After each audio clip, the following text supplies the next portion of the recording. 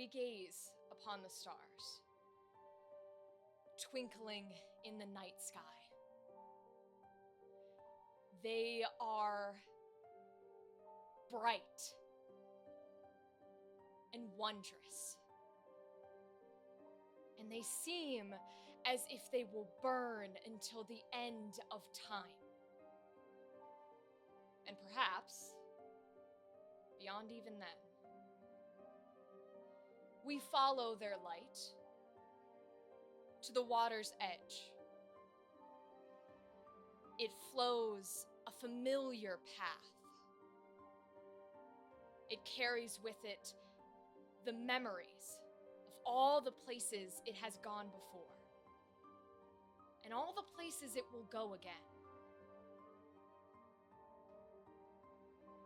But people do not live as long as the stars and the river.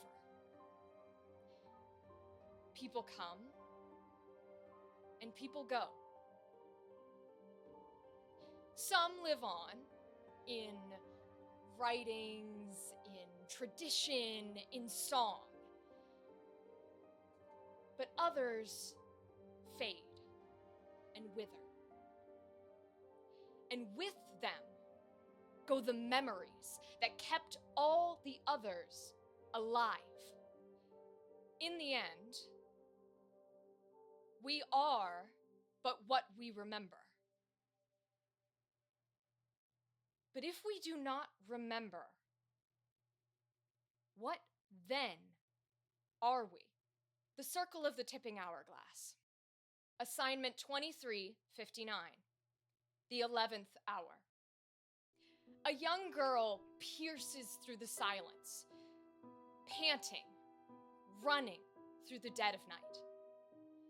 A fine bottle of wine clinks against the pendant on her neck as she goes. A lantern, unusually bright, hums from her hip as she runs. We follow her journey and begin to hear laughter and a splash of water as we come across a small clearing. "Did you guys jump in without me?" she yells out. Another young girl comes running up to her, wraps her arms around her. "Don't worry, it's just the boys. I waited for you. I was gonna draw, but the campfire's not bright enough." "Take the firefly, it is plenty bright. Besides, I need a little liquid courage before I go jumping into that filthy water." She pops open the top of the bottle as the other girl puts the lantern on a nearby tree branch, takes out her sketch pad, and sits below it. As the night continues, so does the fun. Drinking, swimming, games, they all engulf the next hours of the night. As the hours pass, we come across them enjoying what is the most fun part of a secret outing: ghost stories. There are varying gasps and giggles across the campfire. A friendly scare from old wives' tales. But sometimes, old wives tell tales for a reason. Darkness. A laugh. And a scream. A creature reaching out to them in pain, in desperation. They don't know what it is, but they run. Not knowing what they're running from, where they're running to, they run. All they remember was to run.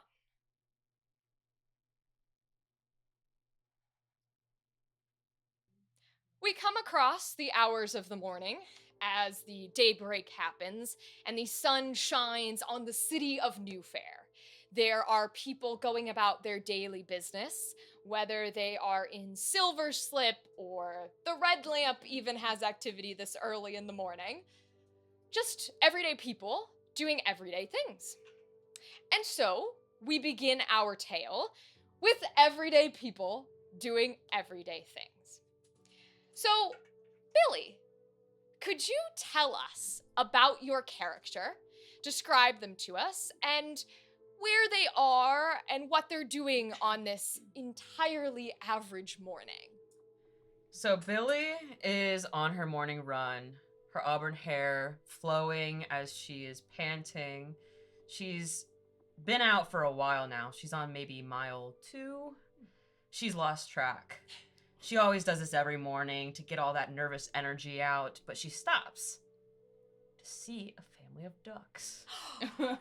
She wants to say hello to each single one of the ducks, and she's got to tell the ducks to get out of the road because, I don't know, they might get hurt. She's worried about the ducks. So here she is talking to the ducks, and people are walking by, and now she's... I love this. So Billie continues on her mile run, I assume. Maybe Yes. after taking care of the ducks. Do you notice any, like, weird stares while she tries to help with the ducks? You know what? Now that you mention it, it seemed like the ducks were coming from the weird stares. See, there you go, right? I feel like sometimes animals can tell when there's sort of, like, people that give off bad vibes. But I feel like Billie gives off good vibes. And so maybe the ducks were like, okay, I flock like you. toward her. She does love animals. Animals do flock to her. She has a cat. His name is Cucumber Jr. Excellent. What color's the cat? Orange. Orange and white. Of course. Yes. I love that. Yeah. I love that. Yes, and she loves to cuddle up with him at night because she feels like he's the only person that actually really understands her. Oh. Yeah. Even as extroverted as she is, she feels like that cat is the one thing that can see her for what she truly is. Oh. Yeah. Yeah. Wow. We're hitting heavy right at the start. Okay. Damn, I was gonna move forward, and I feel like I should poke. Okay. No worries then. How much longer does Billie have left on her run? She's got about she usually plays it by ear, but since she stopped to see the ducks, time got the best of her, so she's got about 20 minutes left till she got to get back. Okay. Is she headed back to her job, or is she headed back to home? She's headed back to her home. Okay. What is she headed for? She's got to get dressed. She's still in her running clothes. Oh, so she gotta get ready She's for got to work. get ready for work. Oh my goodness. Are you usually late for work? Yeah. She's usually casually late for everything. She doesn't have like a good internal clock. Okay. She's usually very in the moment. Got you. Usually late for work. How does your boss feel about you being late for work? You know what? You'd have to ask her boss that. She's not good at knowing things like that. She really isn't. She's never asked, and they never tell her, so. Sounds like none of her business. Yeah, it does. If they've got a problem, they'll tell her, but like most of the time, she does good enough so that they don't really have to. Okay. Well, that's good to know. So Billie's on her way home. Get ready for work. Yeah, go she doesn't out. know the time quite yet. But once she looks up from the ducks, she's gonna be like, "Oh no, okay, gotta get going." Tell us what Billie does for work. So Billie is a journalist, and she's usually always engulfed in a news story. That's like her passion is to know people, to really get to know stories and people and like everything about them.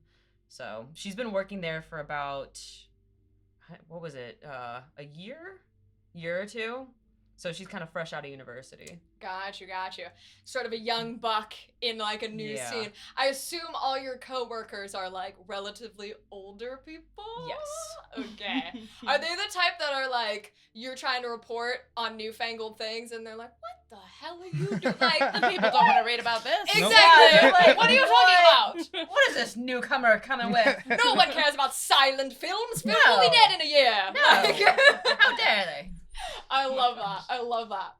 Well, we don't have cell phones in this time period, but I'm sure if we had one, you'd be getting an angry call right about now, being like, why are you so late for work? Probably. But okay, we'll pass Billie along. Bohdi, will you describe yourself and tell us what you're doing? Bohdi is a tall, thin, very pale man. Wears thin-rimmed glasses and has hair. It's pretty short, but it's like parted and comes down a little shaggy. He wears very monotonal colors, very black and whites and grays. He's not a huge color person when it comes to his own person. And you say, what am I doing? Yes. I think right now, what's funny about Bohdi is that he's not a color person, but he loves to paint Ooh. in color. I think it's because he doesn't see a lot of color in his own life. He likes to paint something that maybe he could see.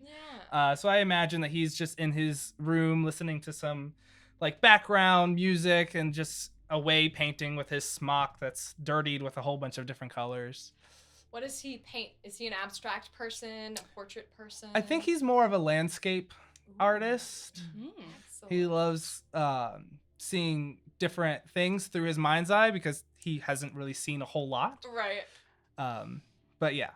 The mountains, the ocean, the city. What is kind of his vibe, environment-wise? I feel like most of the time it will be more nature-esque, more mountainscapes, more forestscapes rather than city because he's seen the city. He's lived in the city, but hasn't really been outside of it a whole lot. So he paints things that he hopes to see. Does he ever capture things? It's things that he wishes to see. Does he ever capture like people or anything like that, or is it strictly?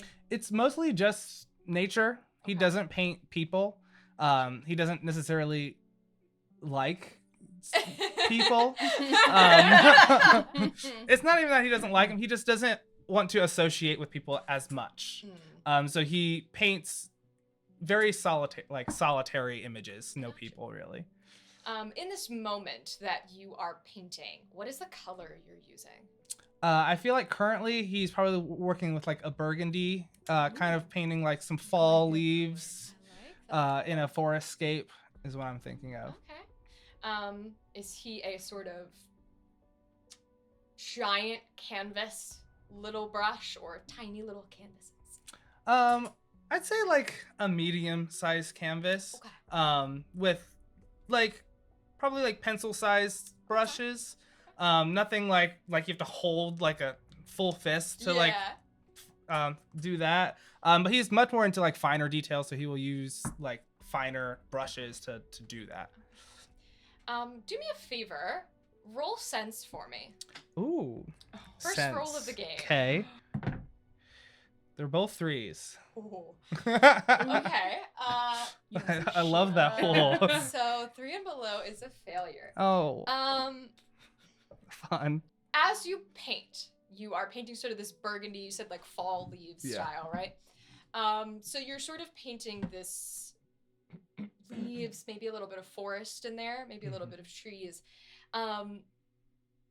As you paint, you feel almost as if you have been here before. Like, this is no longer a place that you're inventing. My painting. Mhm. Oh.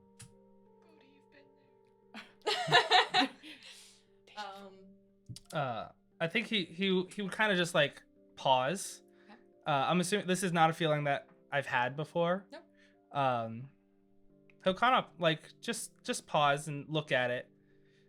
And I think he'll swap colors. Swap colors. Yeah. What color? He'll go like a greenish Okay. color to do something a little brighter, I think. Great. Same canvas? Same canvas, yes. As you begin to paint the green, it's burgundy.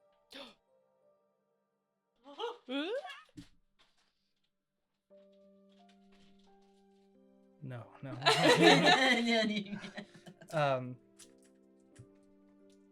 He'll set his paint on like I imagine like a nearby stool that he like kind of has like cleaning supplies. He'll just set it there and take off his smock, and just step away.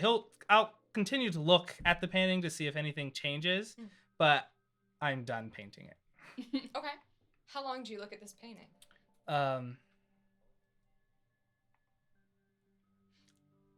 feel like I'll look at it until it like moves, or like, you know how like when you look for something for so long you expect it to do something, and that's kind of just what I'm doing. I'm just staring at this painting. So, as you stare at it,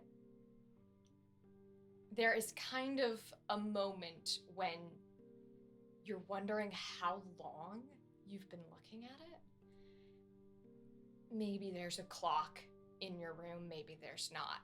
But it sort of becomes this moment of like, have I spent 5 minutes? Is it an hour? Is it a day? Just kind of looking at this canvas? And you see nothing. Nothing moves, nothing changes colors. Your paintbrush is still green. It's just a painting. You are staring at it a little longer, trying to maybe figure out what exactly you're looking for. And you get a at the door. Yes. Can you come in? It's just mail delivery. You have a letter. Oh, thank you. You can drop it on the floor. Okay. And he puts it on the floor, and he slides it under your door. I'd wait for him to hear the footsteps of him leaving, before I go and grab it. Okay. Do you open it? Does it look like a familiar letter? Yes. So you flip it over. It's got the very traditional wax seal of Candela Obscura on it. Oh. I guess it's time then. And I'll open it. So it's a very formal, traditional letter like you're used to. But it mentions a name that you definitely recognize. And so you're looking at this letter, you've had these hundreds of times, where it's like, hey, you're gonna meet here, you're gonna work with this circle, go do a job for us. We're used to it. But this time, for what maybe is the first time, you recognize the name of the circle. And it's the Circle of the Tipping Hourglass. You've worked with them before. And you don't usually get sent back to circles you've worked with before. There are enough in the Fairlands that you get thrown into wherever they need you. But it is simply a letter saying you're going to go work with the Circle of the Tipping Hourglass. It does not mention your assignment. It simply says, meet at the chapter house ASAP. I think I'm just a little taken aback.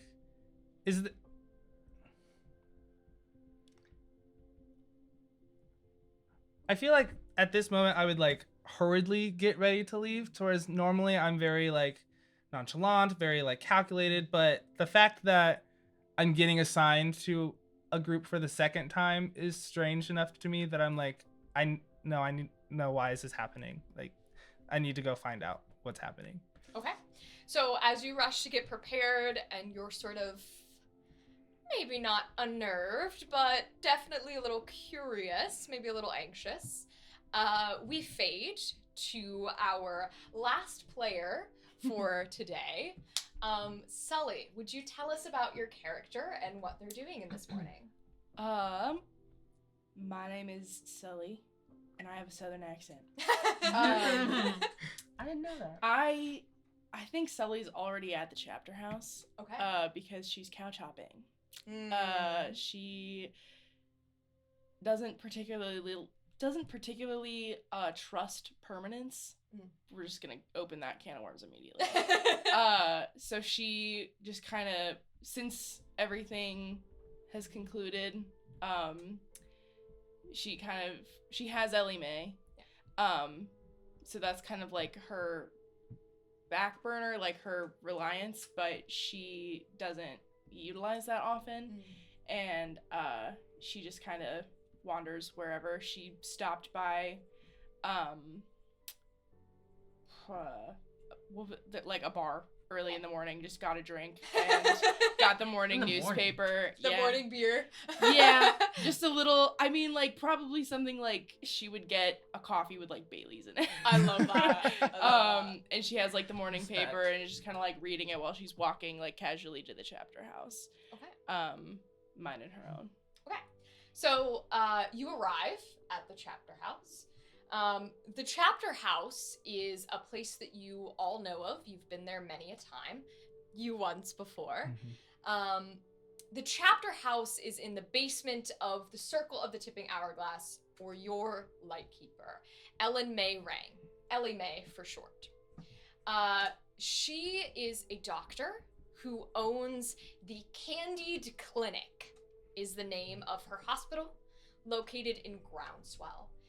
It is less of a hospital and more of a infirmary, as clinic might imply, as she's the only doctor working there, with maybe a hand here or there from a local poor nursing student who maybe can't afford to go to Grand Halen for all of the fancy apprenticeships. But for the most part, she is the only one formally trained at that clinic.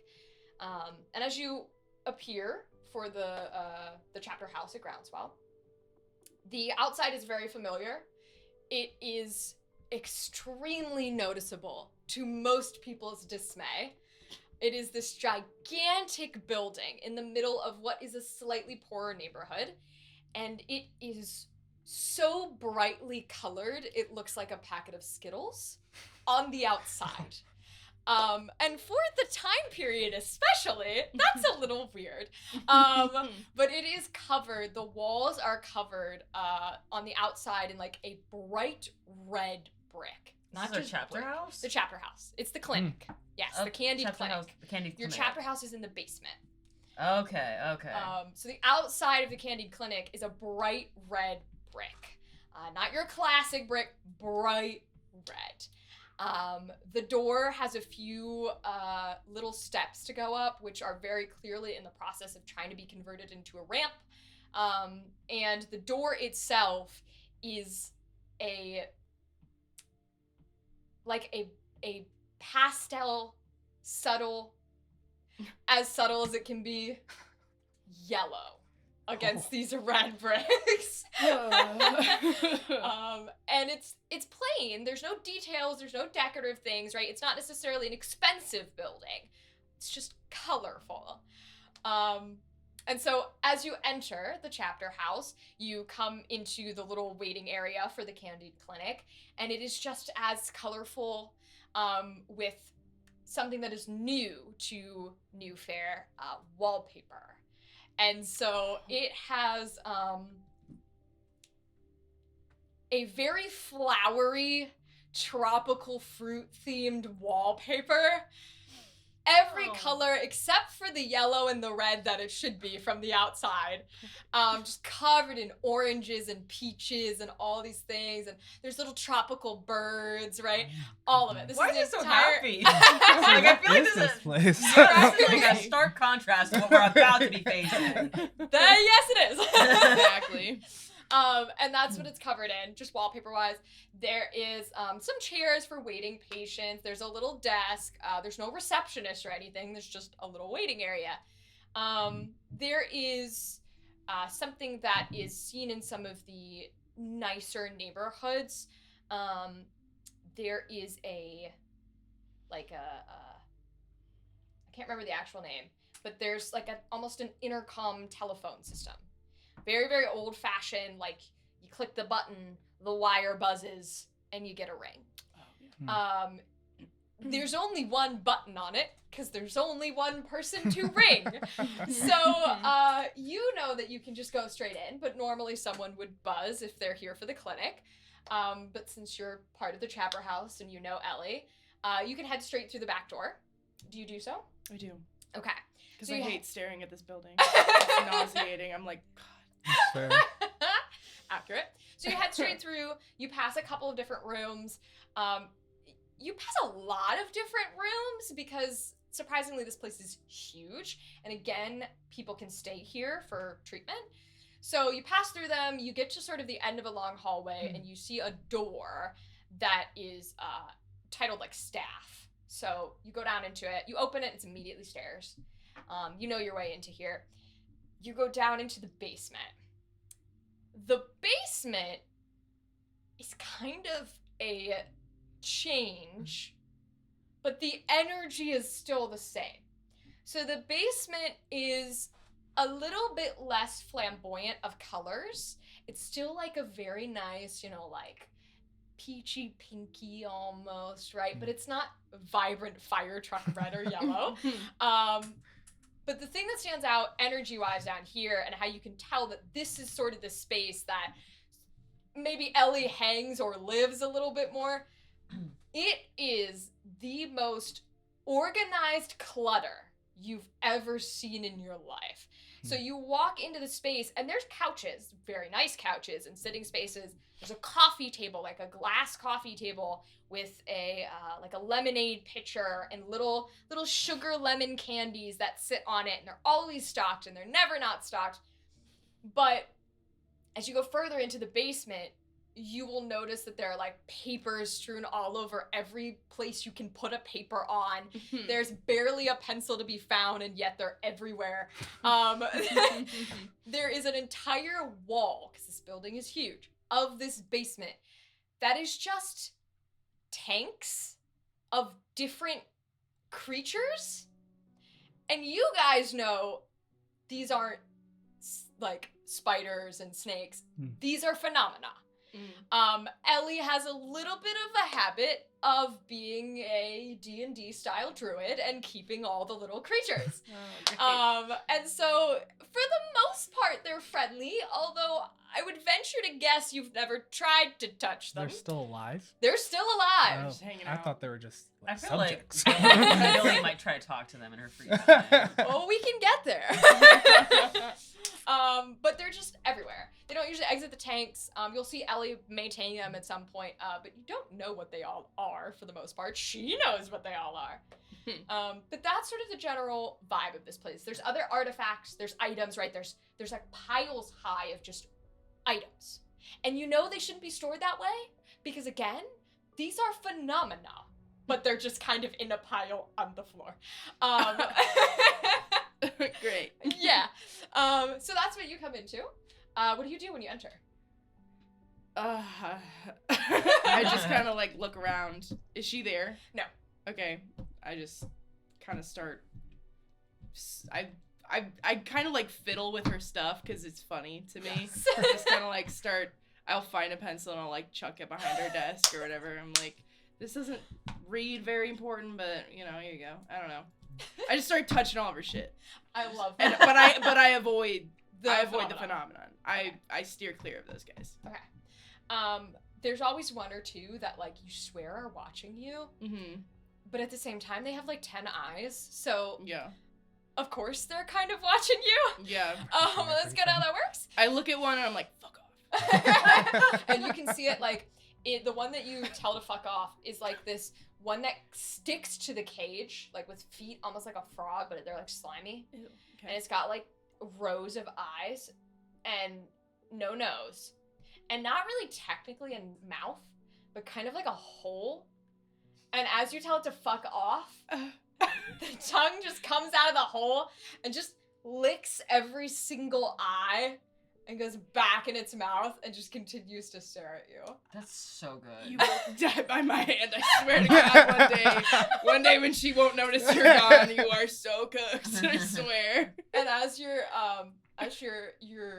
threatening this little creature in a tank, I am like on the other side of the room. I'm like, I love that. I don't like you at all. If you want, you remember that they do all have labels for their names? Oh. Do you know his name? I would like to. You would like Do to? I have to come up with it? That's up to you. Do you know his name? I call it a bitch. I don't really. It's satisfactory to me that I would know his name, but I don't call him that because he doesn't deserve it. I love that. That's great. Like then you his have a name personal to you is vendetta bitch. with this That's one bitch. creature. Exactly. He's got like a hole for a mouth and too many Yeah. eyes. Holy bitch. Holy bitch. As you sort of, Yeah. stare him down and you mess with a few other things, you very clearly hear like footsteps coming down the basement. And the kind of a door, kind of a curtain to this basement like flings open. And it is Ellie Mae. You know what she looks like. She has sort of long black hair, always tied up into this very, very tight bun. Perfectly like not a thing out of place as you would expect a doctor to be. She wears the classic sort of, I'm gonna say 1920s, but more like World War I, World War II, like Red Cross style uniform. So it's got a little collar. It's a very white looking dress with the little sleeves. This outfit is always covered in various fluids when she's on her workday. Ew. She's already started, mind you. Great. But it's various fluids, various stains, right? It gets washed in theory. Sticky. Yeah. Sticky woman. But everything on her is very similar to how Bohdi was described. It's like there's no color. Oh. Unlike the rest of the building, there's no color on her. And she is a little short. She's an older woman. She's around in her 60s or so. She is kind of like a little of a stocky build. She's Asian descent. And she wears these like thick glasses that she swears help her eyesight. She swears they do. Mm-hmm. She's the doctor. And even though that's what the rest of her looks, where it's like kind of like clean except for a mesh, she's sort of like one color, you always notice that her socks, if you get to see them, are little lemons. She's just got little lemon patterned socks. Lemon socks. That's all she has. I love her. That's all she has is what she wears. She love her. barrels in, doesn't even clock you, and goes to this desk and starts trying to figure out where whatever the hell she's looking for is. Did you lose it? Ha ha! Hi. Sully! Hi. When did you get here? I've been here. Don't worry about it. Okay. Do you know what time it is? It's the morning. Are you aware of that? It's the morning. Have you gone to bed? Oh, I haven't slept in many a year. Oh, Christ. Okay. Also, I just realized I never described what Sully looks like. I'm like, I'm like 6 foot tall, like very muscular, cropped, strawberry blonde bob with like a huge scar over my eye. Yes. And I wear denim I love almost exclusively. it. Love it. Yeah. So she just kind of looks at you and she's like, she's not concerned. She very fully believes that it's morning time and she has no idea what day of the week it is. And she's like, well, make yourself at home. I'm just trying to look for something. There's a patient. I can't remember what day it is. Silly, right? So I'm trying to find a paper or a calendar or something. Oh. And she kind of like goes to where there are no windows because you're in a basement, Sure. but there would be a window, and she just kind of like stares at it and she's like, you have an assignment today. Perfect. Thanks, Sally. That's awesome. Today, right now? Yeah, the other members should be getting their letters and they should be here soon. She looks down at like a watch that's not there. I'm sure we have to, this is more important. I know you like frankness, you like bluntness. I'd appreciate it. So I'm going to be very blunt with you.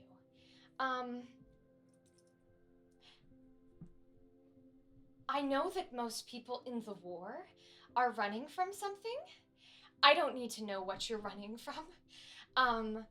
I don't care. I I do care, but I don't need to know. Right. But I do know where you were running from, and I feel the need to warn you that your assignment today is in Tottergrass. I always ask Candela to tell me if any of the Circle members are involved with the assignment, and they assured me that it had nothing to do with any of you. So, as far as they tell me, you'll be fine, but I knew that that's where you came from. I didn't want to... If you were running from anything that you haven't dealt with, I suggest, because Tottergrass is a small town, Correct. and people talk, Sure. that maybe you just be prepared. Well, can't be worse than what happened, right? Oh, you got me there. I know I did. Well, let's get the assignment over with then. How about that? Okay, yeah. I'll come back down and you come find me when the rest of the people are I'll here. seek you out. Okay, Yeah, how about great. that? Okay, great. And she just sort of, finds this conversation great. She grabs nothing off of the table and goes back upstairs. A calendar? Nothing? Nothing. She All comes right. down for the calendar. And Yeah. Looks out a window that's not there. Yeah. Great. Bless her heart.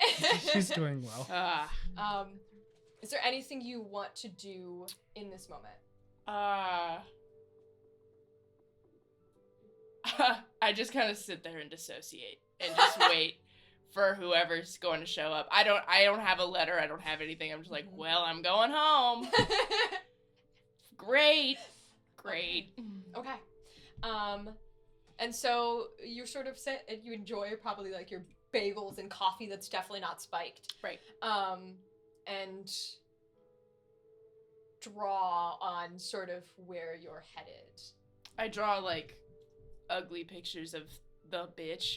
I'm just like, I'm like trying to use it to distract myself. Do you I'm have just a like, sketch pad on you? I do. Amazing. I do. It's like a little like tiny moleskin thing that I would use to like, I don't know, just write down anything. Honestly, it's just full of like little hurricanes that are, it's like a little stim thing where you I just like to get something out of my body.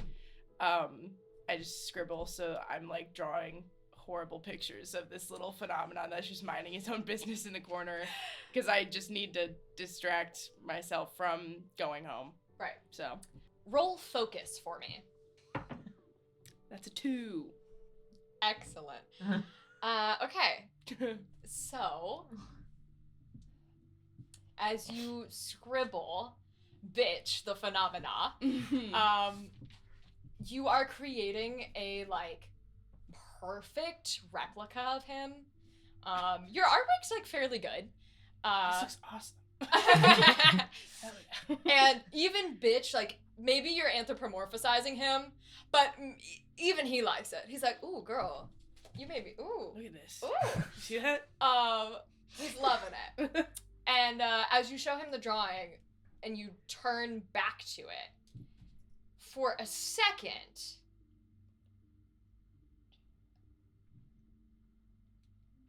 it's not bitch. It's him. Just for a second. I put down my pencil and I close the book immediately. Well. And bitch licks his eyeballs again. Fuck you. Actually, fuck you. I fully give up. I'm like, well, there goes that coping mechanism. Great. Perfect. Okay. Each of you, even if we didn't narrate it, you would have received a letter when you got home, essentially being like, skip your job, we don't care, come to the chapter house type of energy. We'll figure it out and write you an excuse. It's what they always do. Got it. Probably partially the reason your boss hates you a little bit. Totally fine with me. Yeah. I'm gonna come in all sweaty into the Perfect. chapter house. So And as time comes, both Bohdi and Billie, you guys arrive. You know your way in, even if you've only been here once. So you can head on down. You head into the basement. So I have like, she's wearing like a turtleneck, black turtleneck, and like brown pants, but like they're unbuttoned right now. And her hair's kind of a mess, and her hat's like not on quite all the way right, and it looks like her glasses are kind of falling off. And she runs down the steps, and she's like, "Hi guys, I was running, and I saw some ducks, and oh my gosh, there's some. What's that guy right there? Sully, what is that guy right there? That's bitch. I'm sorry, what? You heard me. That's his name? No.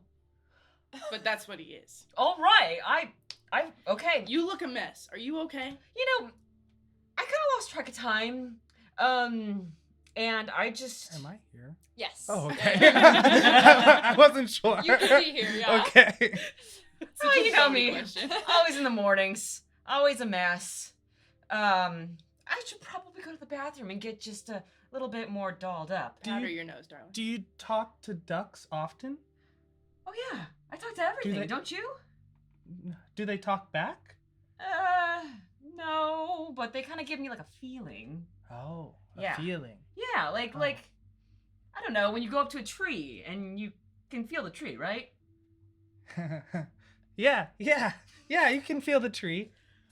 All right. Let me go to the bathroom real quick and just doll myself up quite a bit.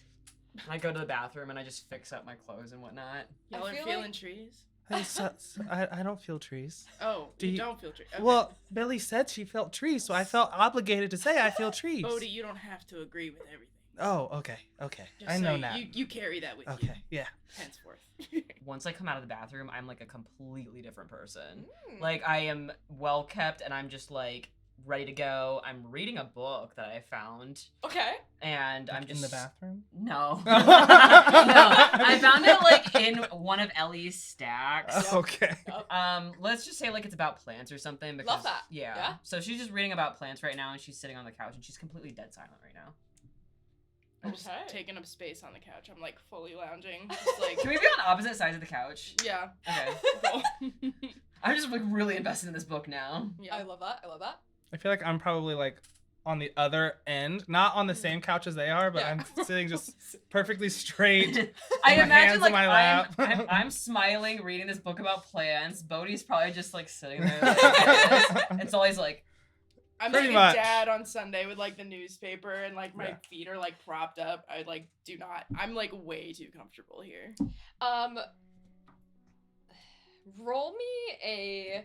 This is not what it's for. Roll me a read. Oh, okay. 6. Ooh, Ooh. full success. Yeah. Okay. I'm so good at reading. So as you're reading the newspaper, which again, this is not what this category is for, but I'm using it this way. Super literate. Very literal. A very Yeah. literal. do I work for the newspaper? You do. That's what I was gonna That's say. where I'm going. You realize you're reading, like you're like a couple pages in.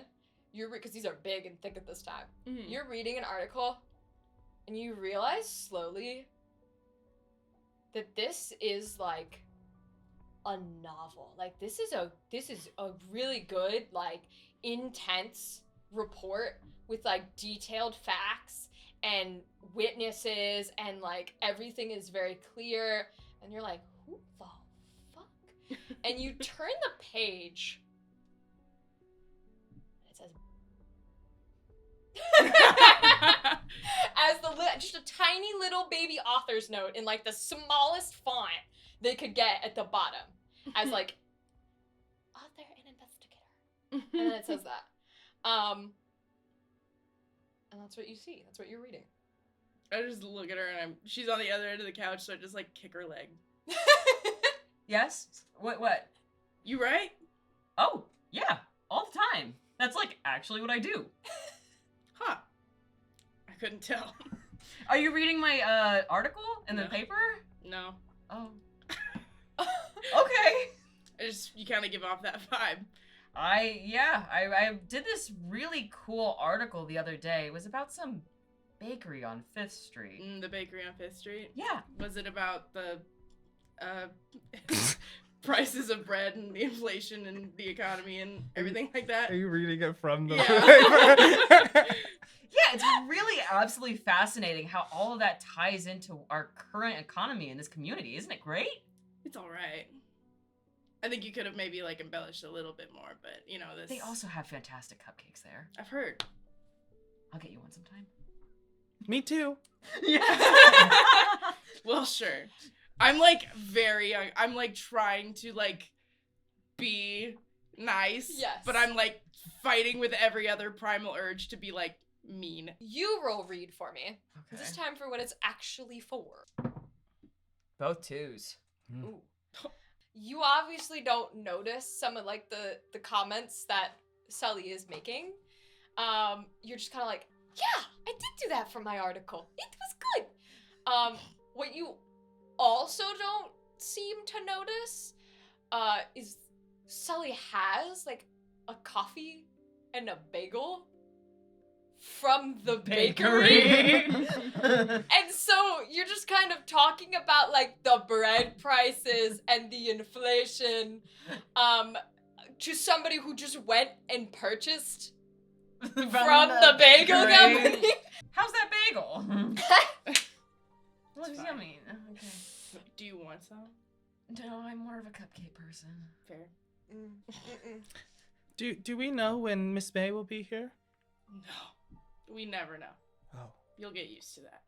Would you like to go get her? Great. I get up and I'm like, God, I like dad groan. Like, well, then I get up and I'm like shouting down the halls like, we have a thing. We have a thing. You We give have a a couple thing. of shouts, but it's not until you give like and you give the military call that is like ingrained in your bones that you just immediately see and she like shuffles out the door. She's like, we're here. Uh-huh. We're all here. And she just kind of like follows behind you, doing a little bit of that.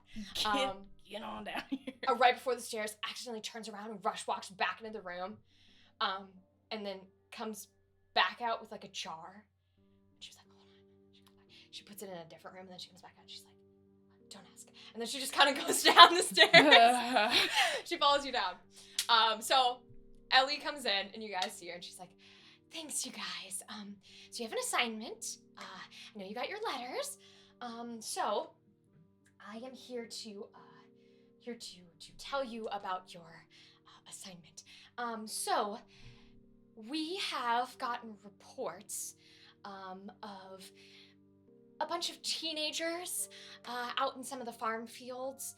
One of the wealthier, one of the daughters of a wealthier farm owner appears to have gone missing. We believe that it has something to do with phenomenon or magical elements, rather than just, drunk teen doesn't come home, because everyone seems to think she's fine, but no one knows where she is. We haven't sent anyone really out there. We've only been hearing bits and pieces. That's your guys' job, is to go and see what's up.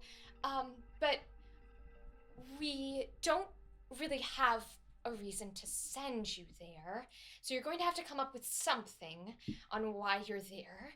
And especially why you're talking to a wealthy farm owner about his daughter.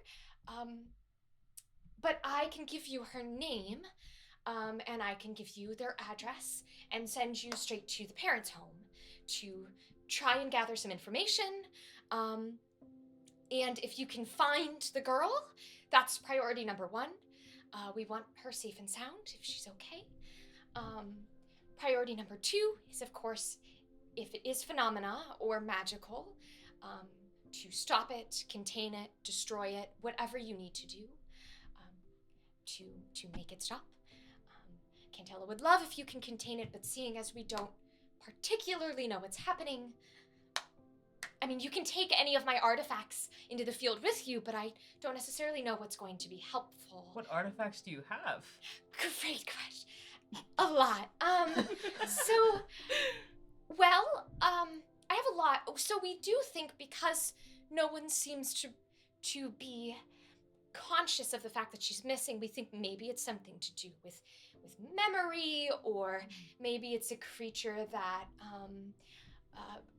maybe it's a creature that takes personas of someone, or plants false memories, something to where they think she's fine, but no one seems to know where she is. So everyone thinks that she's fine, but doesn't even know where she is. Correct.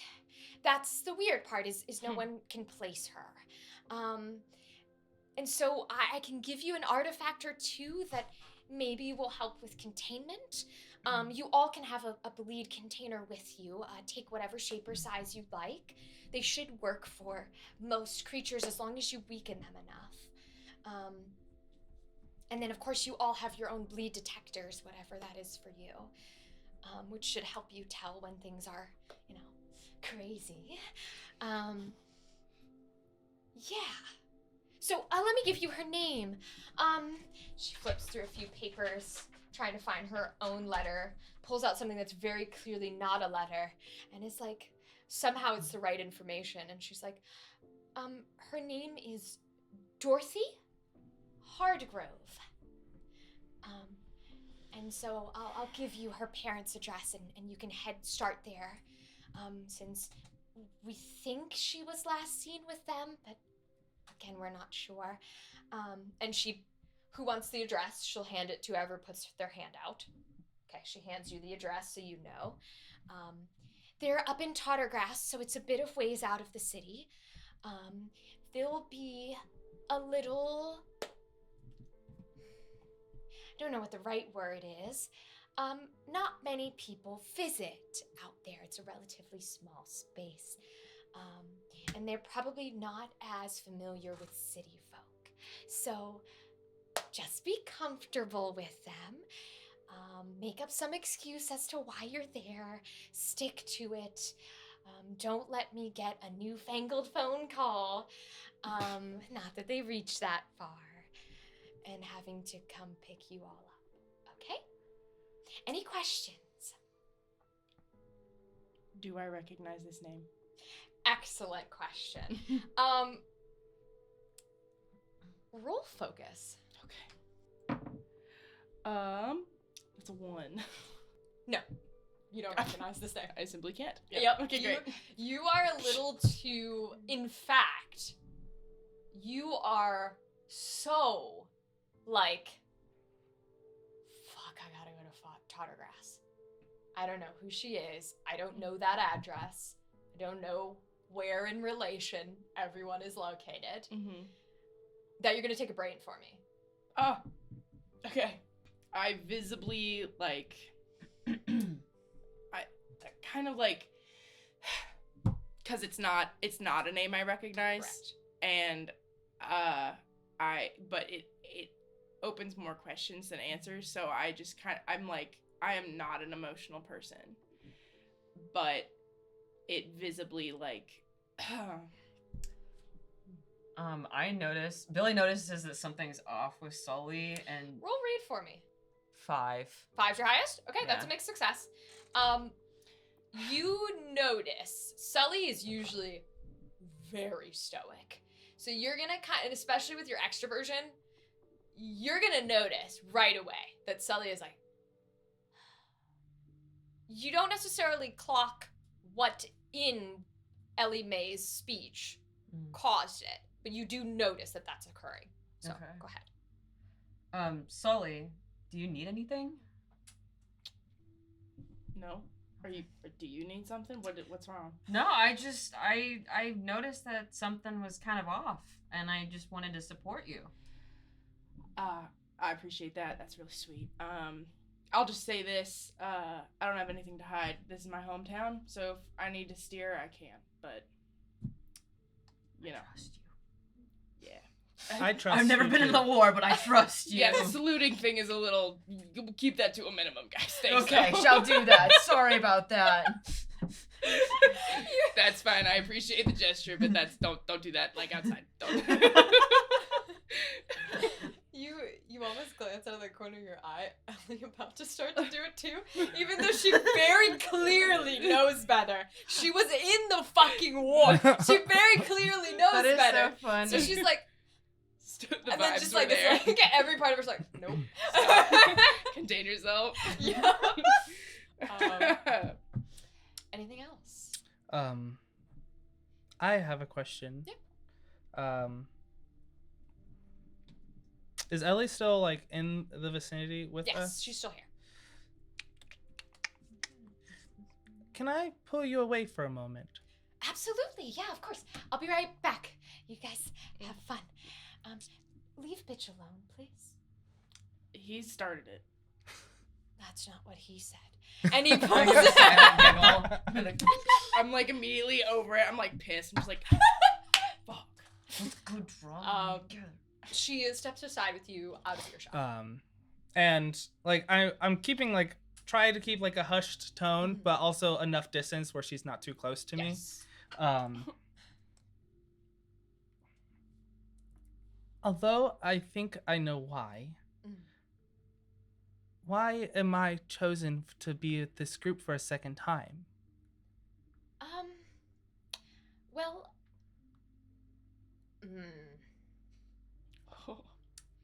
roll sway. 1. She clocks that you're trying to be like, yo.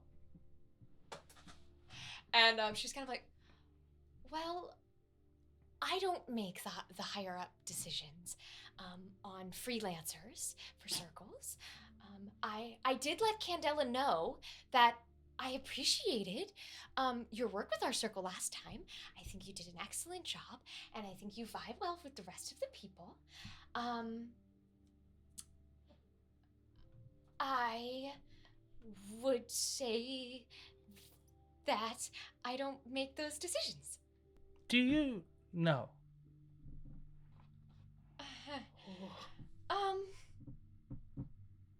I'm gonna give you 2 options here. Mm-hmm. You can roll that sway again, Mm-hmm. but if you fail, you're getting cut off here. This is the end of this conversation. Oh, okay. Or you can roll me a read, and she might not answer you in words, but if you succeed, you will get an answer. Okay. So either one is fine. Okay. I'll do the read. 6. Oh, damn. I got a 6 and a 1. Wow. Oh my god. Okay. You're gonna know. Some.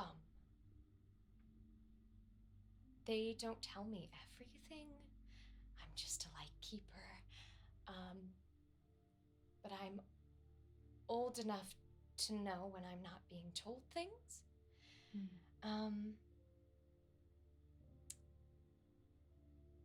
I would assume that the reason you've been assigned again is the reason you're thinking. As I told Sully, I'll tell you the same thing. I require them to tell me if a circle member is involved with a case when I give it to a circle. They told me no one was involved in this case. That is what they said. That is what they said. With a 6, you can tell that she's not lying to you. She's definitely trying to not say certain words. As if they sign a handbook that says, when you work for a corporation, and they're like, you cannot say our name with these things. You just get NDA'd. Right. I did, yeah. But you are aware of your circumstances. She's telling the truth that she knows some, not all of it. And you can clock by what she's trying to say without saying that while you might not be involved in this case, My circumstances are why I'm here. your circumstances are why you're here. Ooh. There is a reason you've been assigned to this case more than this circle, is what I'll say. Very well.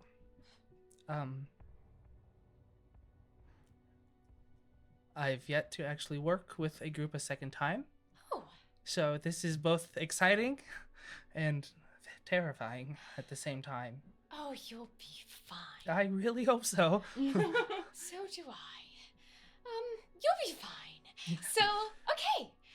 She'll lead you back into the group if you're ready. And then she'll come back to you guys, and it'll be mostly any questions about the assignment or anything like that. Or do you want to take anything with you? You guys can claim things in the moment, so you don't need to.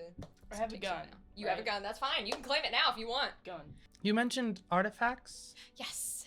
which I'm sure we will take anything that you might deem helpful. Yeah, I have a couple of things. I have sort of, well, I guess it depends what you need. If you're dealing with something that maybe is false presenting or memory or something like that, we don't particularly have anything that can jog memory. We do have a few things that can sort of like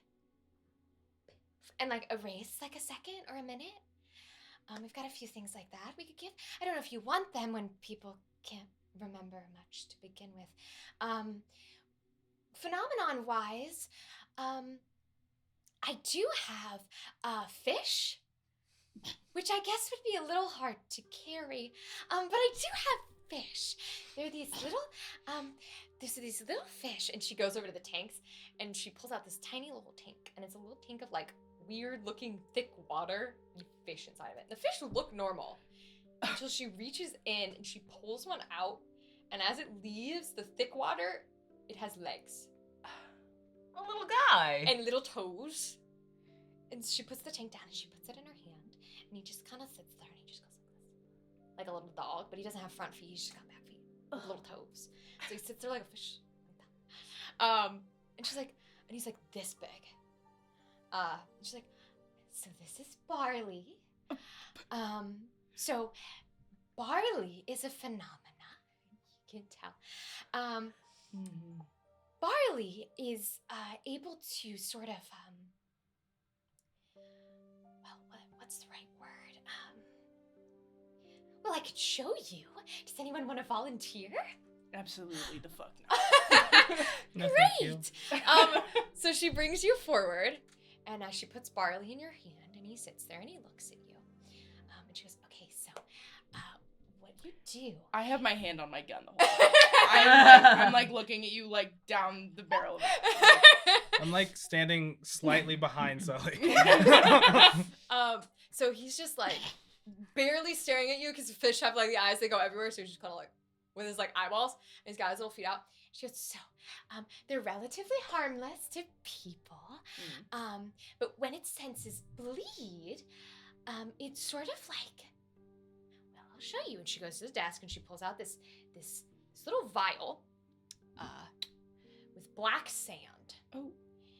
And she takes the sand and she just takes a teeny little bit out, like a pinch. And she's like, you'll be fine. And she puts it like right in the center of your forearm. Just a little bit of sand. She leaves it there. And you watch as Barley's, the eyes are like this. And all of a sudden they like pinpoint to it. Okay. And where there were fins are now like arms that start growing out. But it's not just two. It's like every scale starts turning into an arm and latching onto your hand. And it just skitters to the center of your hand. And like, it's just like, gets better. Oh, better. And it takes a second. And the eyeballs go back like this. And then it chomps. And it's like latched into your forearm. And its little feet like claw to also snatch into your forearm. She goes, "Oh, it hurts a little." I'm like, Ellie Mae, get the fuck, get it off, get it off. Buddy's like, shoot it, shoot it, shoot it. Okay, I'm sorry. So your forearm, and you put out your forearm. Yeah. Take it. So you just, and she puts her fingers on its eyeballs. She just starts rubbing its eyeballs. What a fascinating little guy. Until it starts delatching all of its feet and its teeth. And then she picks it up by its eyeballs and puts it back in the little tank. And she's like, so you're gonna have a little bit of a mark for a bit, but it'll go away.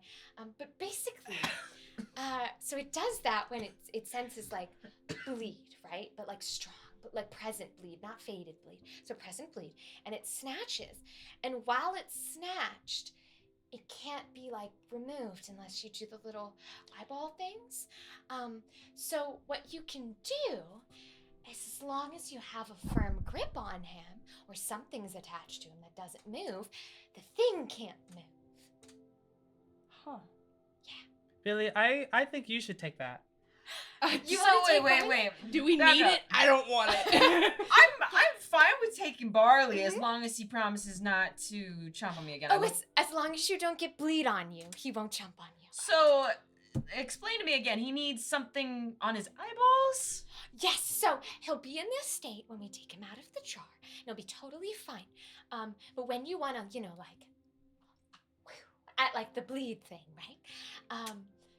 Then he'll just latch. When you want to take him off, you eyeball. You eyeball. Oh. And you just put him back in your pocket. He doesn't need water. He just likes it. Okay. All right. Great. So she'll hand Does he you like Barley. snacks? No. Oh. Don't feed him. Okay. Okay. Barley, you're coming with me. All right. So she'll hand you Barley. You can mark Barley on your sheet. I'm like physically nauseous. Like Sully is like nauseous. So She's like, half fish little dude. You do. You have a little fish dude. I'm thinking we're going to the parents' house, right? That's the address. of Dorothy. Of Mark Dorothy. Roper. Yes. So we should figure out what they know. Even though that their memory isn't that good, maybe their body remembers something that their mind doesn't. Maybe we can find out clues that way. I think we could also maybe, if we can, find a way to actually get into their house. There will probably be photographs, journals, a bedroom she stayed in that could have hints as to where she went or what she could do. Not necessarily sneak in. They're all very welcoming people, abhorrently so. If we play our cards right, they will welcome us in and we'll have lemonade. Maybe I can talk to them while you go sneak off into their room. I can be inconspicuous when I want to be.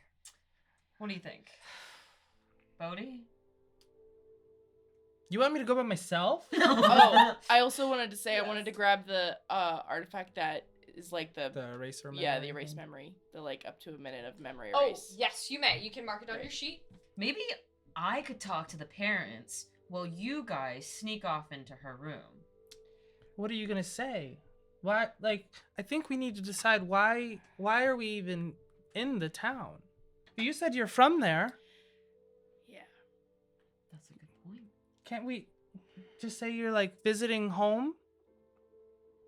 Yeah, I guess we could. If we gotta find Dorothy, then I'll have a beautiful homecoming. Great. So no sneaking off. We're just gonna talk to them. For now. For now. At the very least, I'll be the familiar face, you be the interrogator, you sneak off. If need be. If need be. Again, by myself. Well, can't we also... You said you're a journalist. I am a journalist. What if you're doing a story? I was thinking that might be a good one as well. Maybe we could do a... But they don't believe anything's wrong. Well, it doesn't have to be on them. It could be on the town. You know, a big event is coming up in Tottergrass that has to do with how long it's been founded, probably. You don't gotta look at me. If you want that to happen, it can happen. The Tricentennial's coming up, or whatever it is. The Tricentennial. Don't Yeah. write those in the notes. Don't you fucking dare put those in the notes. It's getting close to the harvest. We can, you can make up a story about the harvest festival. Okay. They love a good pumpkin harvest. So we're just going to talk to them first. That's it. About the Harvest Festival. About the Harvest Festival. the tradition and the beauty of togetherness. Tradition and the beauty community. of togetherness and community. I'm all for that. Great. I'm excited to read this. It sounds really good. Yeah, it's beautiful. You'll love it. All right. We ready? Yes. Okay. You eventually arrive to the address you were given, and you recognize right away when Ellen said wealthy landowner, she meant it.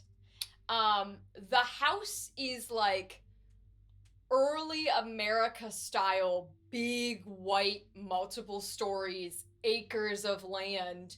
There's stables with horses. Like, it's pristine white.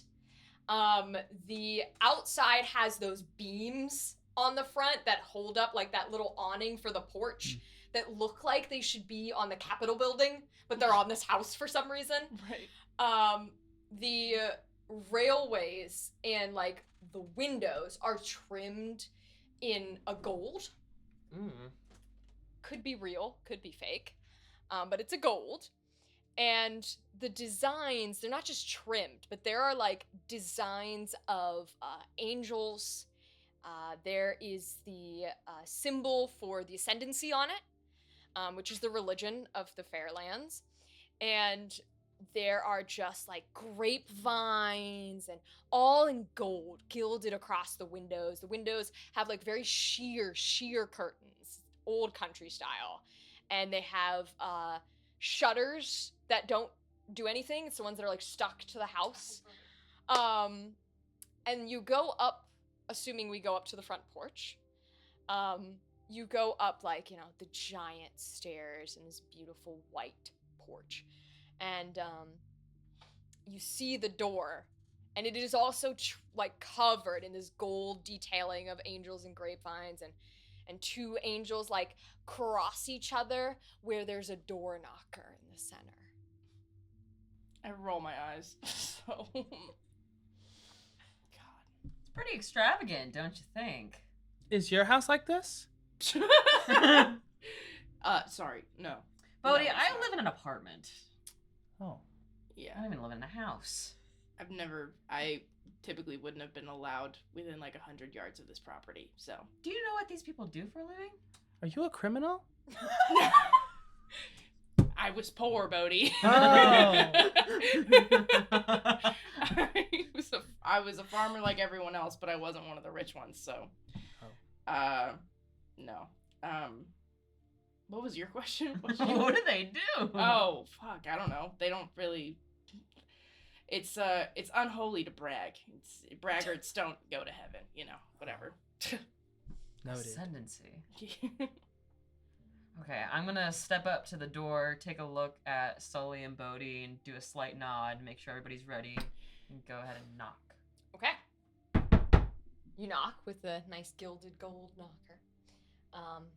You very quickly hear a 1 second, and you just hear like little tiptoe feet, like the country version of heels, but they can't wear heels because they own a property this big, and they'll be all in the mud. But like, you know, tip tappy on the very like wooden, has to be wooden floors. You hear a few like plates ding on the table, and then she comes over, and the door opens, and she sort of like very daintily is like, she opens it all the way, and she's like, "Hello, how can I help you?" I extend my hand out and I say, "Hi, Billie Blaine from New Fair. I am here to write a story on your family." Oh, really? What for? Just because I heard that there's a harvest coming up soon. There is a harvest coming soon. Oh, I don't know how it got all the way to the city, but we do quite a bit for the harvest. We're sort of in charge. I mean, this year I was elected committee chair That's a for big title. decorations. I'm so excited. So I get to do all of the decoration. I hand make them myself. Mm-hmm. Oh, I'm so sorry. I'm so impolite. What newspaper are you from? What is the name of the newspaper? I forget. Whatever you want. Oh, I can name it whatever I Go want. for it. I'm on the spot. The New Fair. The New Fair Times? There it is. The New news fair. fair. I was gonna The say news fair. The news The fair. news Oh, that's fair. cute. Okay, the news fair. fair. No, that's news. so, like, duh. Thank you.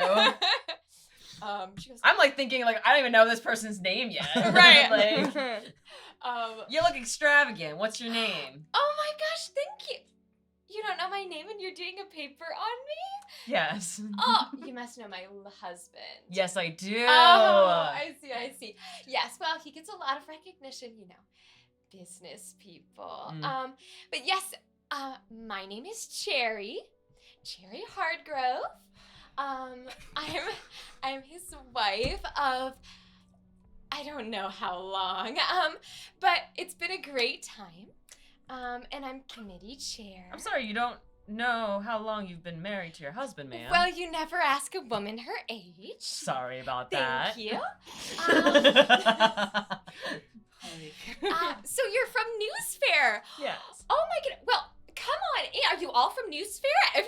You're all doing, oh my gosh. Come in. And she opens the door, like, it can't go any wider, but she opens the door. And she's just like, and you guys follow it? Uh-huh. Yeah. Okay. I'm giving them my look like, just So you guys follow in. She closes the door behind you. You walk into what is kind of a ranch-style home, except it's got multiple floors. Mhm. So off to your right is a staircase that goes up to the next floor. In front of you is the kitchen, which is extravagant, right? Huge. I don't think they did marble countertops back then, but very big countertops. Cabinets everywhere. There is fruit and eggs and everything all over the place, like daintily, beautifully put out in the most woven baskets. The walls are a slightly behind the time, but ahead of the time for the countryside, Mhm. pastel pink. Kind of like a pastel baby color. And no wallpaper, right? Because they're a little behind the city. But it's just this pastel pink, and there are paintings of most of them are religious, of the mother, of saints in the ascendancy, but just gorgeous paintings that are huge all along the walls. And other sort of finite details and things like that. And the couch that she has you all sit on is like very clearly like expensive, and she's got a beautiful glass table in the front with little legs that have like details on them, and you know, little like coasters that are like hand carved wood. And she sits down opposite you guys on the other side of the table. You three are kind of like smushed into this couch. And as we're yes. walking through the house to the thing, are there any like family photos that we're seeing? Great question. Roll me a survey. That's a 6. You are someone who doesn't do people well. Because of that, you notice everything else very well. So as you enter, you do see quite a few family photos. There are a few wedding photos of her and her husband. There are a few photos of like her at a committee or with a cake or with some awards. There are a few photos of you rolled a 6. There is one photo that is a family photo. It's very clearly her, what you assume to be her husband, and a younger girl. You can tell immediately that the bleed radiating from that photo is crazy. Oh, shit. You can also tell that you can't quite see a face On the girl? on the girl. Ooh. You can, but you can't. Like it's going in and out of like. Like it's going in and out, and it's Okay. shifting. And it's not always shifting back to the same face it was. It's just kind of shifting.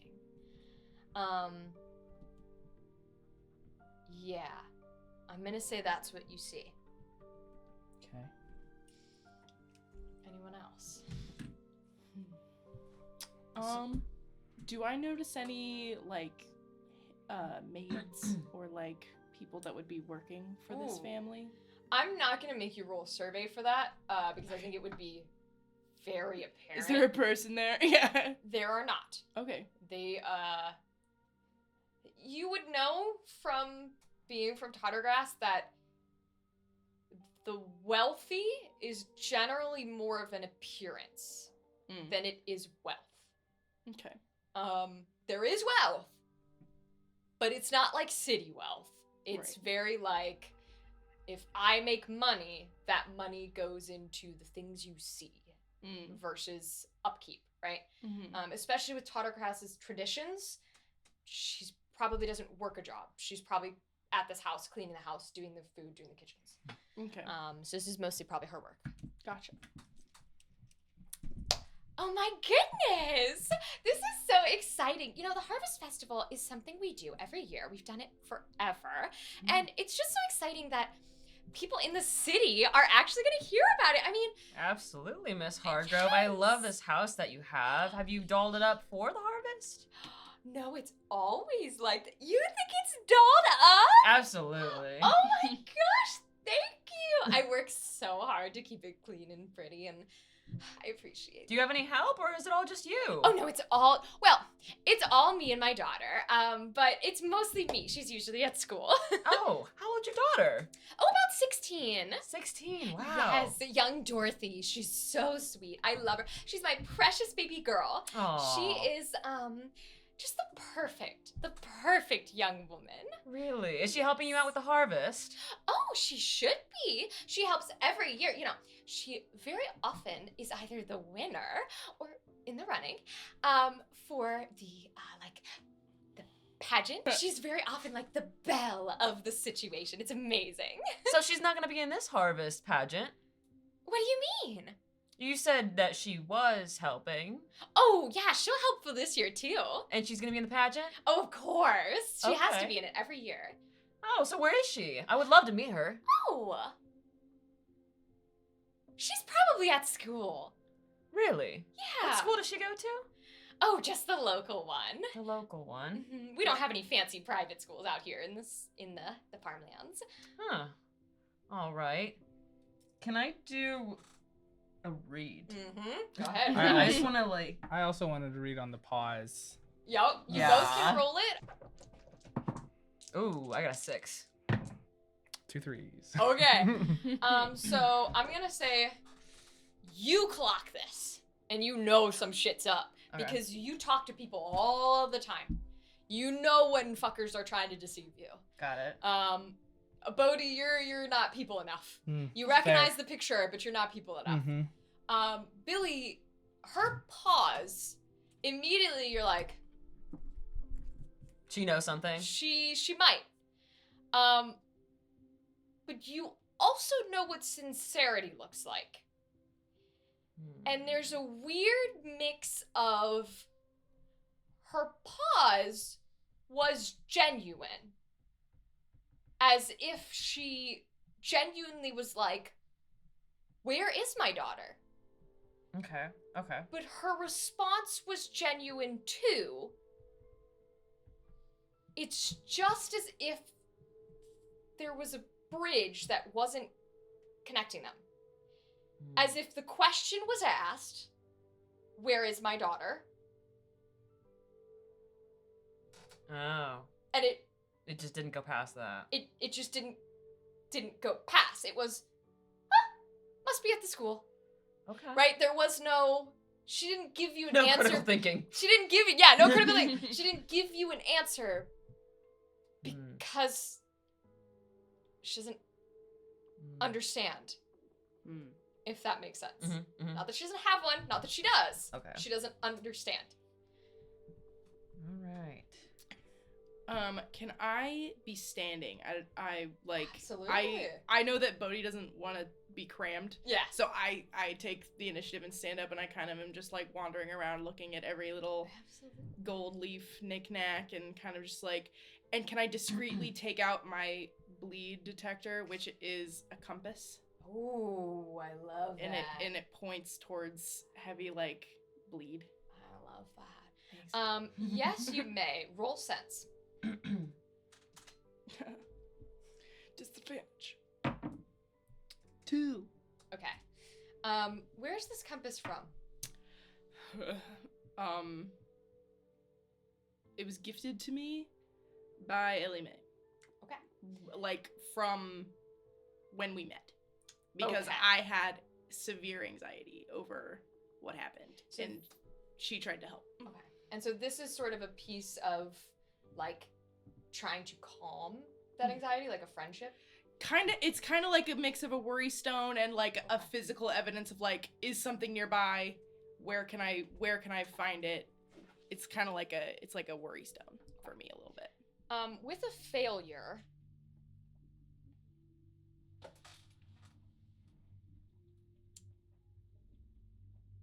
your hand begins to burn. Ooh. Ouchie.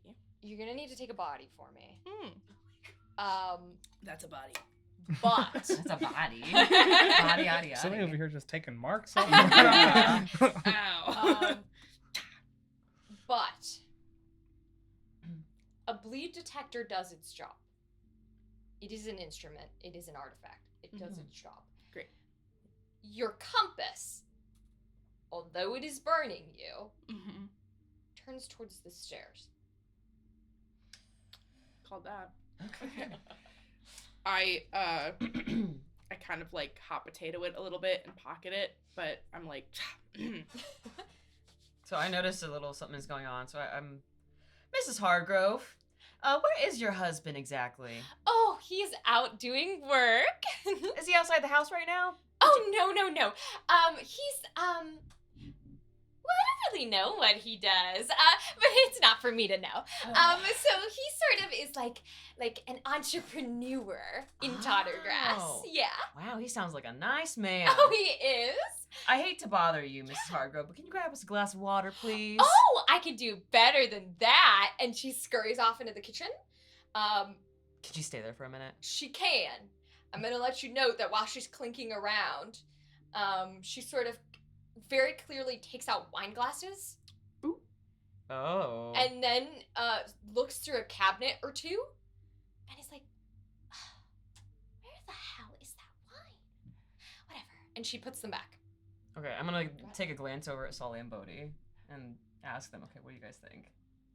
There's something upstairs for sure, according to my little doodad. I don't know.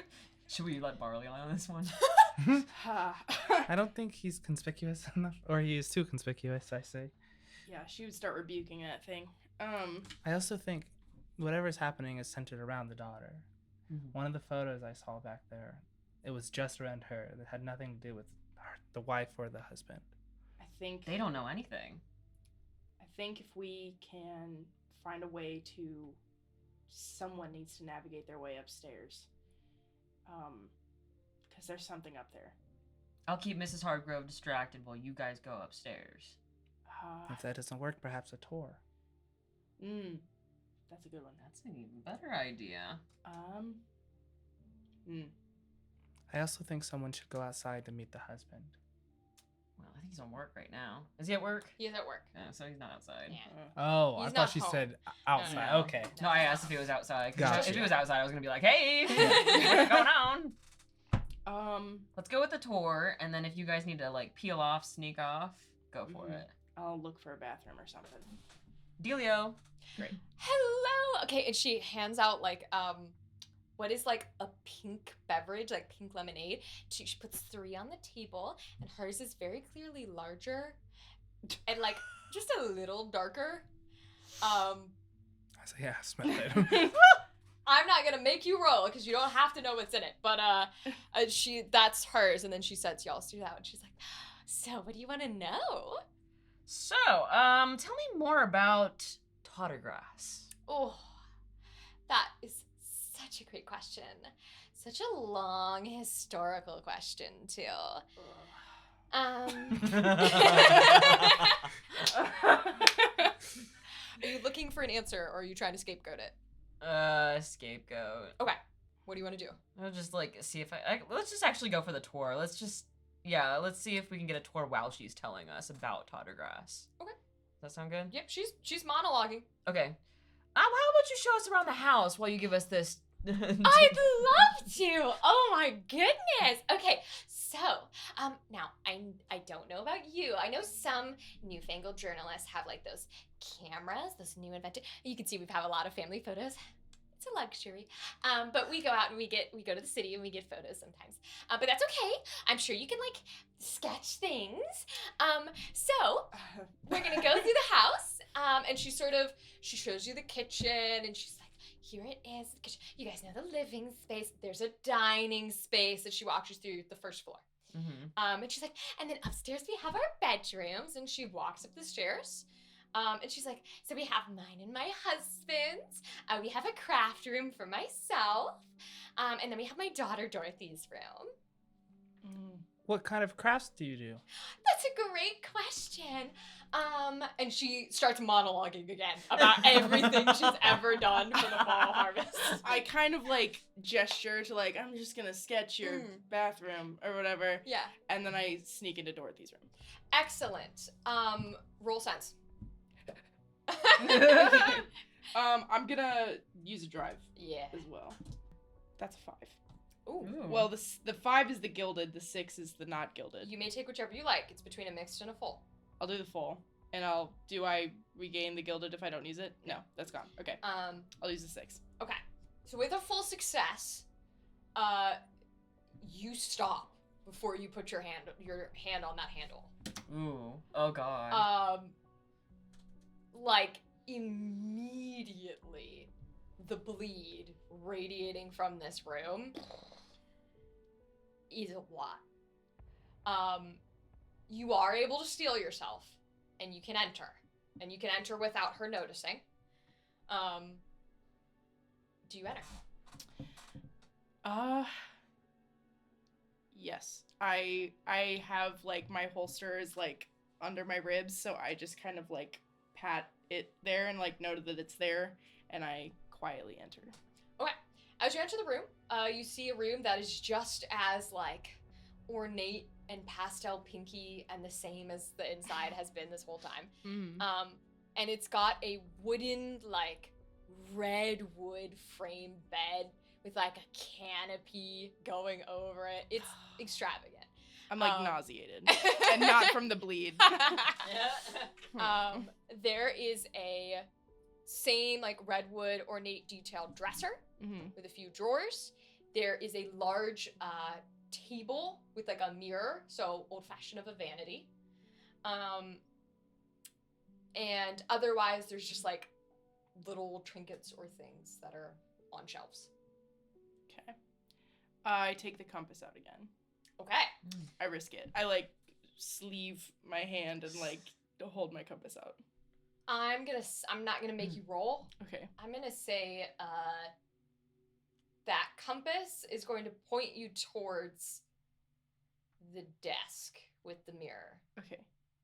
I go towards it. I pocket it and I go towards the desk with my little sketchbook to see what's up. And I open one of the drawers, like the top middle drawer. You open the drawer and you see a couple of nice things. You see like some hair things, some makeup things. You see some writing things. You find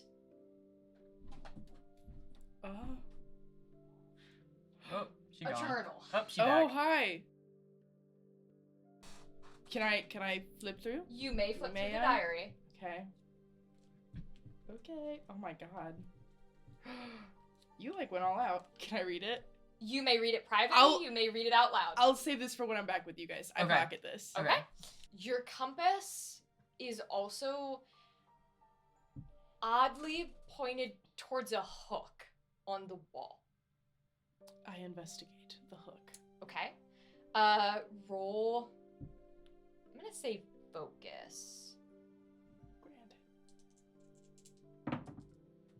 That's a 5. Ooh.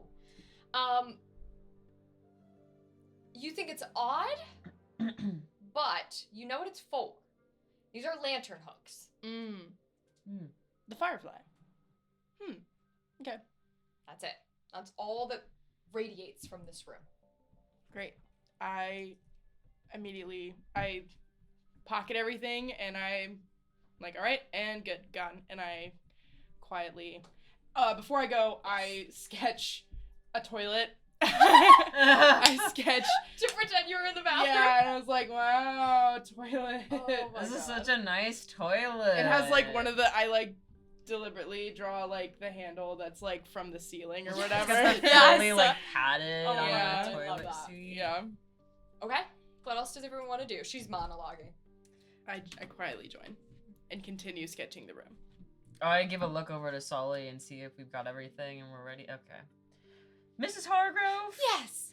I think that today's been absolutely wonderful. Visiting you has Okay. been great. I hope to meet your husband someday. Yes. But we should get going here Of soon. course. It's a long distance. Absolutely, absolutely. You know. So thank you so much for your time. Thank you. So Okay. we walk out. All right. You leave the home with no issue. So are we outside now? Let's walk and talk. Okay, We're- walk and talk. yeah. What's going on? So I found this in her Dorothy? bedroom. I found Dorothy's journal, and I haven't read it yet. Well, you're not because- supposed to. It's a journal. Bohdi, I respect your kindness and your human decency, but there are larger things at stake. You're not wrong. So I'll breach this young girl's trust momentarily, and if we ever find her, I'll apologize. She's like a journalist like me. It Journaling her inner says thoughts. tonight in cute little font, party time. Elle said.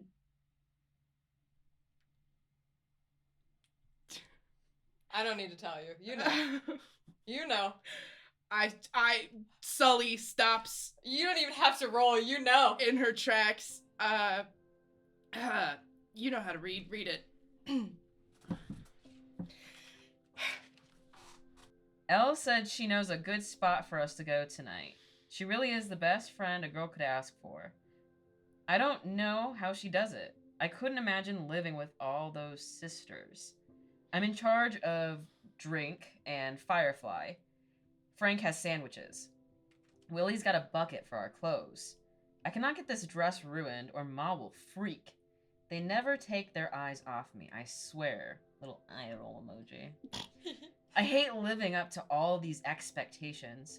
Everybody thinks they get a say in what I do. Well, not tonight. They can forget about their perfect little princess. At least until the morning. And that's it. So we got Elle, sisters, and Frank. Willie's, and Frank. Yeah. New people. Well, yeah. Should we try Frank and Willie first? I think it says that they can't keep their eyes off of her or whatever. Maybe they've paid attention enough to push through the bleed or something. I'm like visibly like panting and like sweating. Take a brain for me. Okay. Oh my gosh. I'm having a hard time.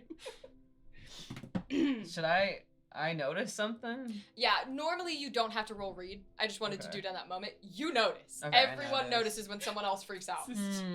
Sully, are you okay? Is there something you want to tell us? Not particularly, no, but it's fine. Okay. I'm. Let's just get this done. Okay. Frank and Willie, where would they be? Are they students? Would I know Frank and Willie? No. Great. Likely they're probably sophomores at Tottergrass. Tottergrass High. Tottergrass High. why not? School will probably let out shortly. We can see if maybe we can find Frank and Willie before they head off to help their dads on the farm or wherever the hell they're doing. How are we gonna know which one's Frank and which one's Willie? It's an excellent question. Everyone's named Frank and Willie here. Like, which Frank was Willie? Well, we also need to find out who Elle is. And the sisters. Elle has the sisters. Maybe we can take a break and go to like a local bar tavern and see if we can talk to anybody there. See if they know anybody with a bunch of daughters.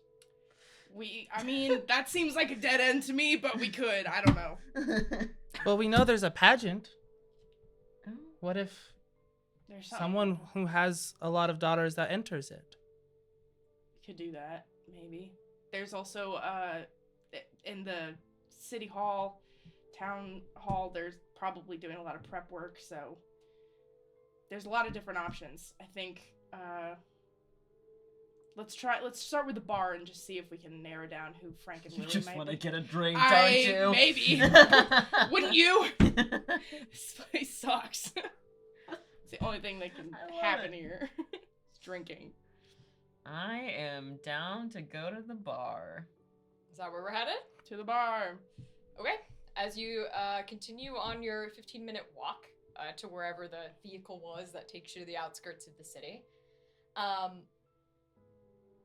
you hear a voice. Just You her. know whose voice it is. And you hear the voice. And it's kind of saying words. It's kind of not. But it very clearly is like, you're putting it off. You need to stop putting it off. Shut up. Shut up. I say that out loud. No one was saying anything. It's not you, Bohdi. I'm sorry. You can't hear that? It's so fucking loud.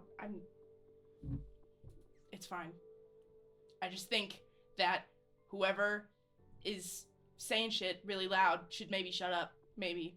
It gets louder. Ugh. We need to hurry to the bar. Let's get drunk. You guys want to get drunk real quick? It's a break. It's fine. Let's do it. I'm like plugging my ears and like. Nothing's loud to us, right? I mean, we can't hear Okay. anything. Okay. I just want it to stop. I just want it to stop. I just want it to stop. I didn't do hear- anything wrong. You hear her voice. And the last words she said to you. I didn't mean it. I didn't mean it. I didn't mean it. I'm sorry. What are you talking about? I go up to Sully and I put like a hand on her shoulder and I look at her and I just don't say anything. I don't know that it's you. And I rip my shoulder away from you and I scream loud. And I burst into tears. And I just curl up into a ball and I plant my hands on the side of my head and I'm rocking back and forth. You've met me twice. Mm-hmm. I am like shrill. I am like begging for it to stop. And I'm just saying, I'm so sorry. I'm sorry. I'm sorry. I'm sorry. I didn't mean it. I didn't mean it. I didn't mean it. Over and over again. I go up to you and as you're like curled in the ball, I start like tapping on your knee lightly just to bring you back. Just so that you know I'm here and that it's safe. To try to quiet the voices. One calls out to you. All the others stop, but one calls out to you. And one says, "Come home, please." Please.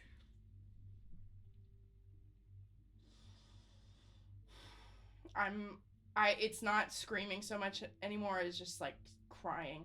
It's just soft sobbing. And then after like 2 minutes, I'm like,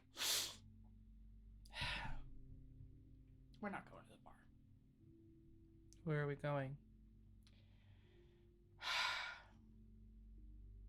We're going to the O'Sullivans. And that's where we'll take our break.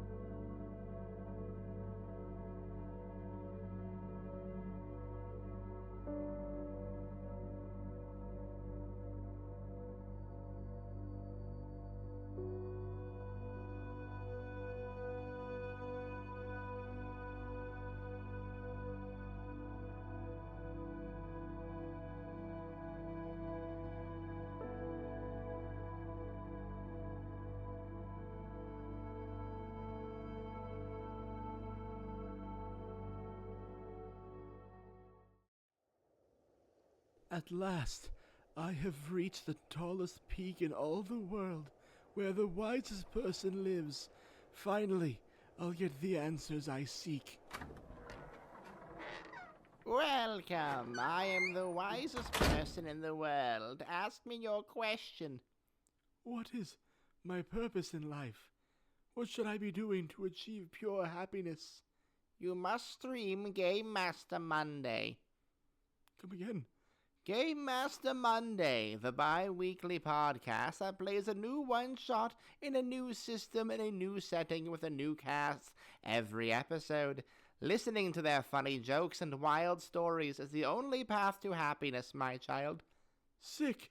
I'm going to go home and binge the whole thing right now. What a nice kid. Oh dear, he fell off the mountain. Now they'll never know how good Game Master Monday is.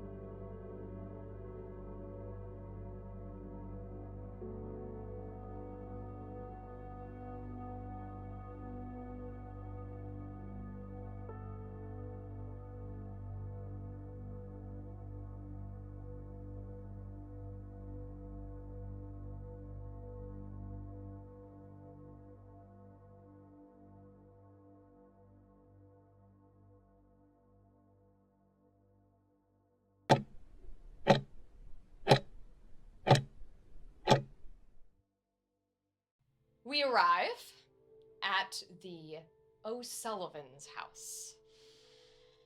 This house is dissimilar to the one you were just at. I would venture to say there's not even paint. It's mostly just wood.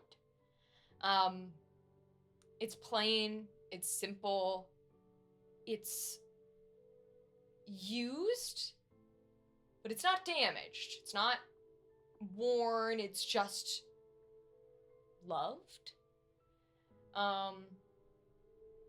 And the closer you get to the house, the more you can tell that everything is handmade.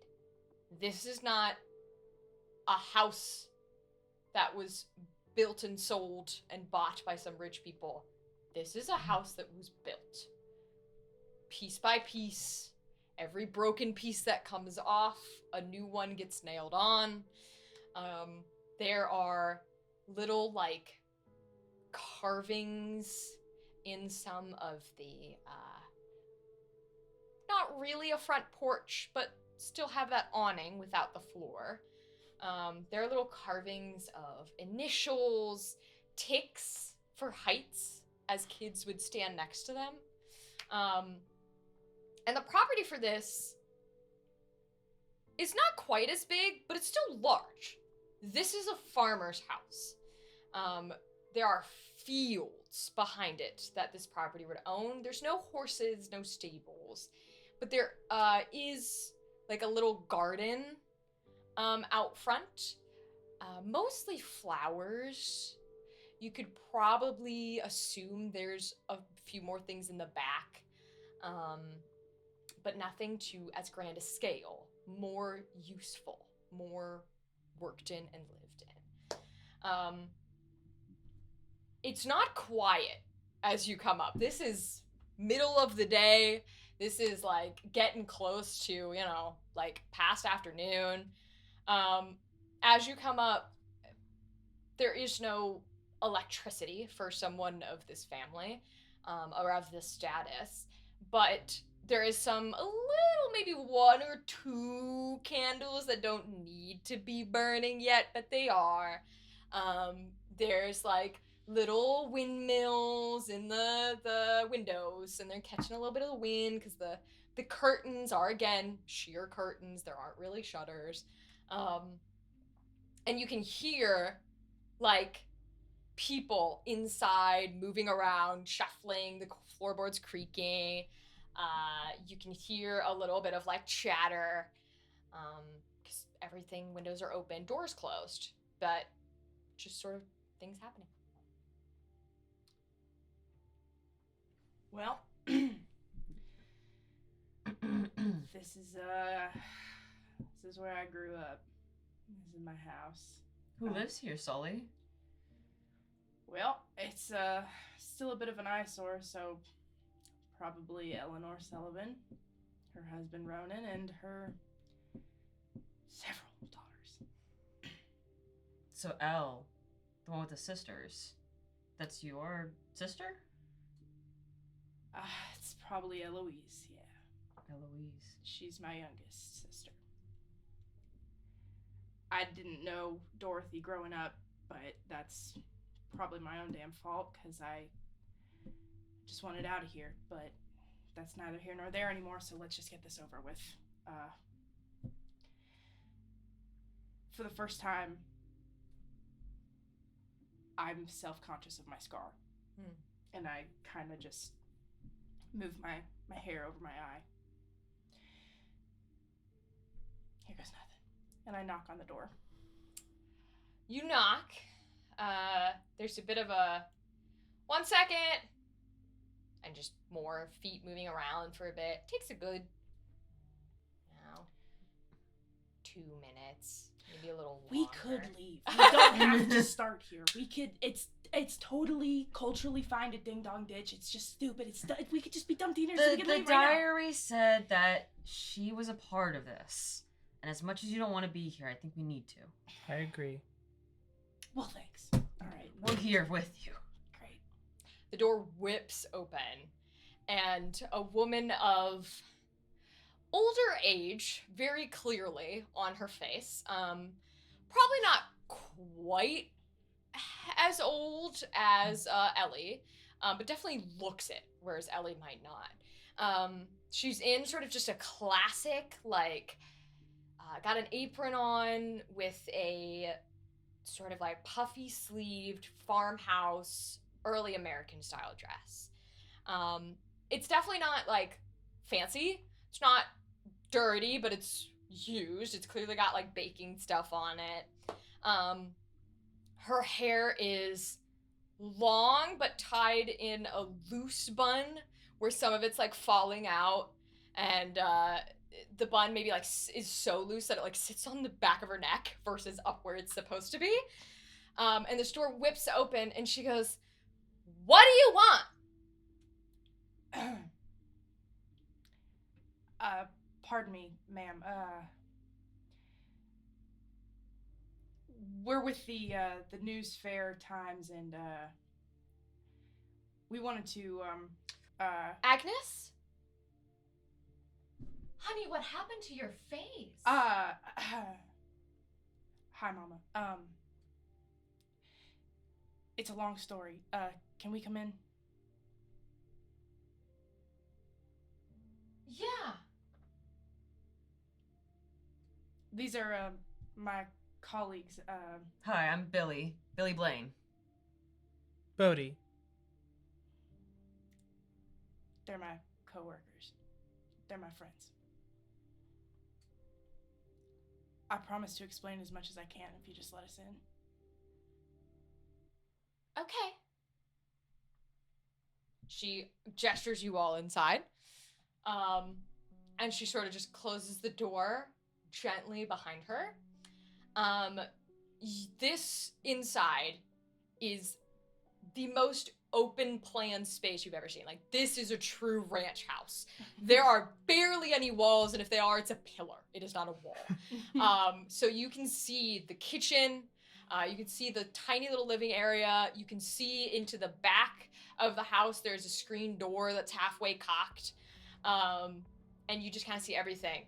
And as you enter, you hear another woman's voice go, "Ma! Who is it? What do they want?" She still lives at home? What are you doing here, Agnes? Hi, Lottie.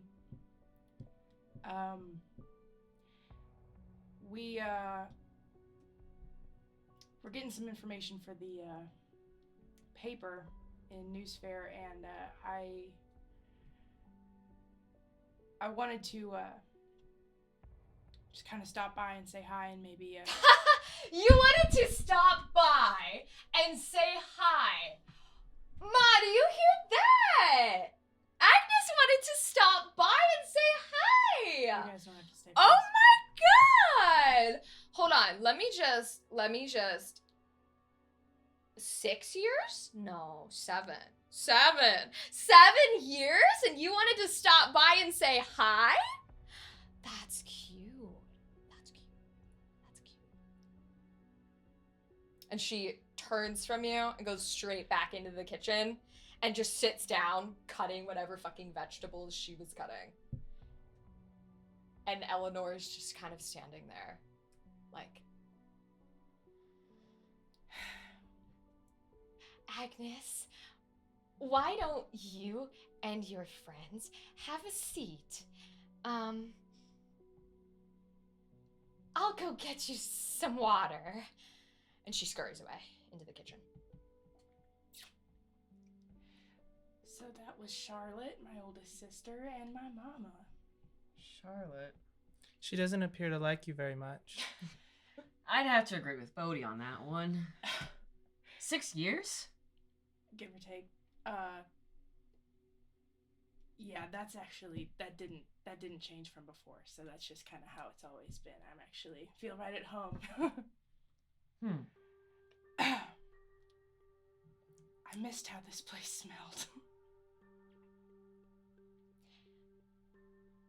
your mother comes back running out, and she's got glasses of water, and she hands each of you a glass of water, and she kind of very like pensively stands opposite you. There's no coffee table, there's barely any seats, so she kind of stands opposite of you guys, and she's like, so Agnes, how have you been? What are you doing? Do you have a husband? Are you working in the city? Yeah, I'm in the city now, Ma. Right. And no, there's no husband to speak of. Okay. Sorry. That's okay. She always was a late bloomer. That's okay. So, what do you do? We work for the newspaper. Yeah. I'm a journalist. Oh, that's cool. You left for the newspaper. Well, that's cool. We're here doing a story on the harvest coming up. Oh, the Harvest Festival? Yes. Oh, cool. So we went to the Hardgroves. Oh, the Hargroves are lovely people. They usually have a pretty big hand in the Harvest Festival. Mm-hmm. You hear outside the kitchen, you can see her. This is an open floor plan. You just, you hear Charlotte go, "Fuck the Hargroves!" And Eleanor just goes, "Charlotte, don't mind her. She's always had a little bit of a foul mouth." Charlotte, hey, what's so bad about the Hardgroves? Fuck you! Get out of my goddamn house! Charlotte, if you cannot keep your mouth under control, I will send you outside. I stand up and I walk over to Charlotte and I stand over her and I push my hair back.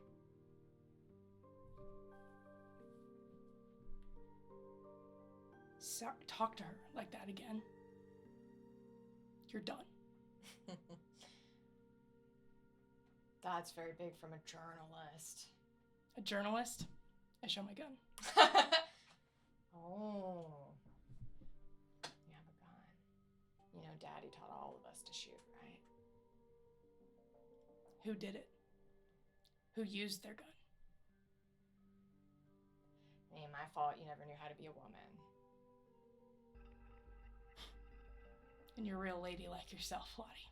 Go fuck yourself. Likewise. I kick her in the shin and I walk back. Roll strike. Oh. Do it. Roll strike for me.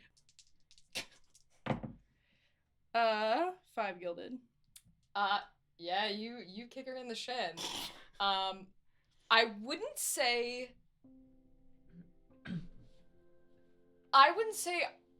either of you necessarily backed down, but you definitely got the last kick. That's what I'll say. And I just go back and I go back to you guys and I'm like, sorry, Mom, sorry. That's okay. You know how your sister is. So, journalist, Harvest Festival.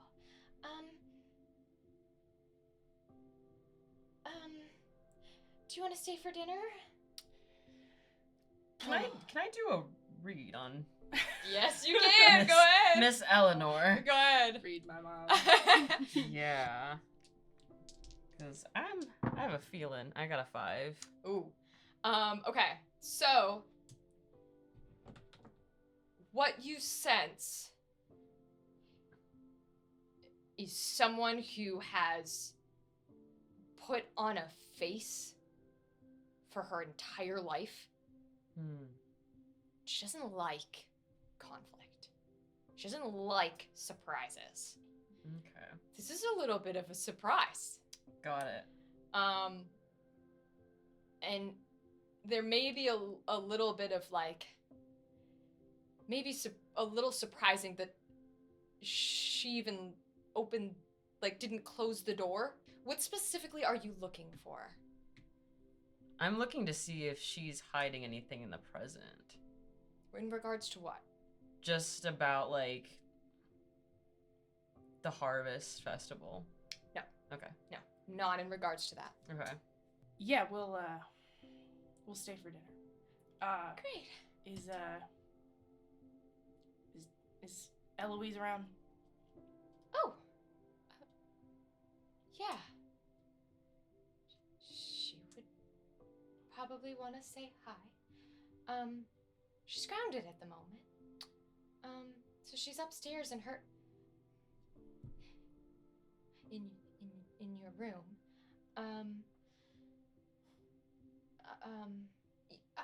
I guess you could go up if you wanted to. I can make dinner.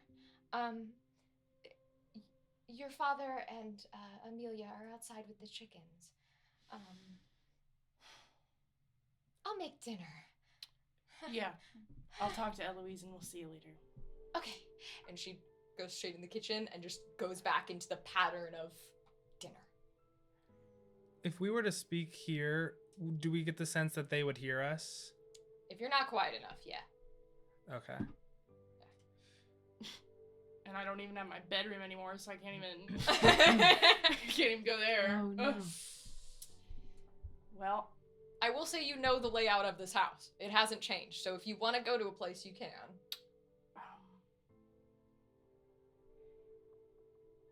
if no one else is upstairs besides Eloise, let's just talk in the stairwell at the very top of the stairs. It'll be fine. That works. If anything, the stairs will creak enough to mask our voices. Okay. Go ahead. So as we make our way up to the stairwell, do we think it's wise to just stay here with your family for dinner? Trust me, I don't want to, but we're not here to talk about a harvest festival. We're here to find Dorothy. Do you think Eloise knows anything?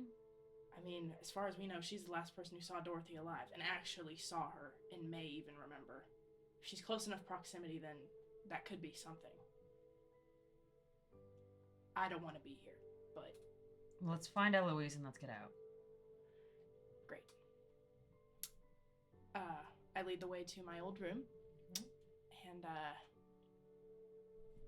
I knock. It takes a second, but you hear... I open the door. It's Eloise. She is sitting there, not sitting, standing a little bit from where she would have made the other knock. And she is very different from when you last saw her. I mean, she's maybe 16 now. So this like young little blonde-haired, blue eyes, puffy-cheeked Cabbage Patch doll of a child is now a teenager. She's a little lanky. She's still got her hair, and it goes to about like her waist, just fully free and open. The new way that the teenagers wear it. And she's got sort of those bangs that swoop like this. With the center part, and she's got bright rosy cheeks, and she's wearing just regular plain clothes. And you open the door, and she looks at you.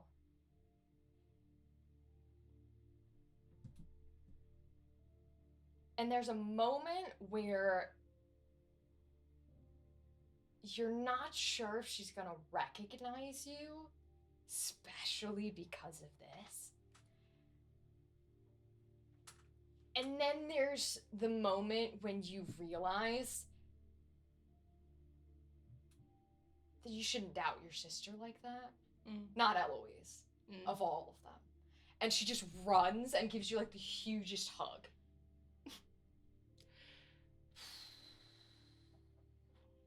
Hi, El. Why are you here? I need your help. Do you know where Dorothy Hargrove is? You're here for Dorothy? You're not here for me?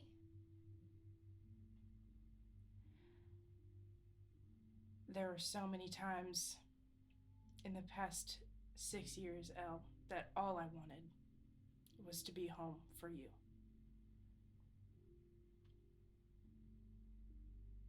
Dorothy's the one that brought me back, but I'll tell you, it is so nice to see you.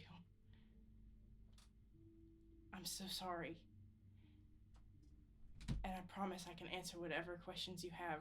I don't have any questions. I'm just glad you're here. Of course you are, you little shithead. Of course you're just perfect and nice. God damn it.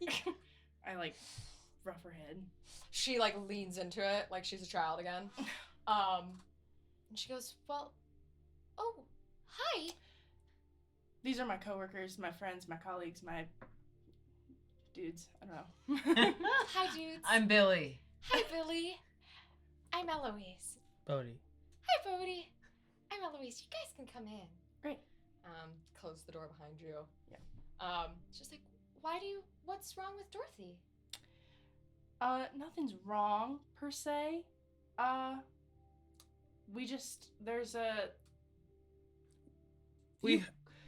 We heard that she's entering the pageant, and we just had some questions for her.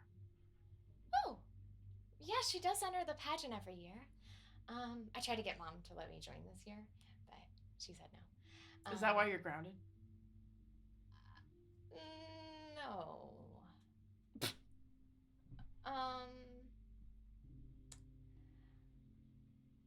So Dorothy enters the Harvest Festival every year.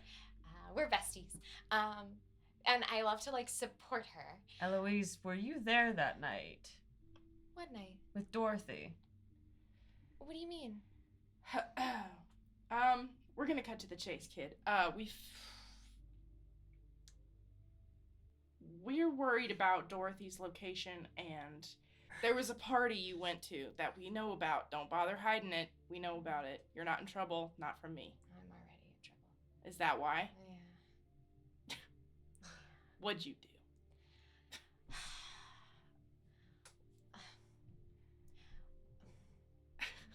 So, well, I know you used to go out all the time, and, like, you know, I go to high school now, and Dorothy and I and Frank and Willie and sometimes other kids, we go and we have parties, and we have a good time, and Mom caught me last time, so I'm grounded. She caught you at where the party was, or Didn't know. No, I bumped into a chicken on my way back. It was a little loud. Well, you learned your lesson, didn't you? I guess. Not to get caught. Uh-huh. I'm just gonna pretend that part of the conversation didn't happen, and I'm just gonna pretend that you're just, 10. Where was this party?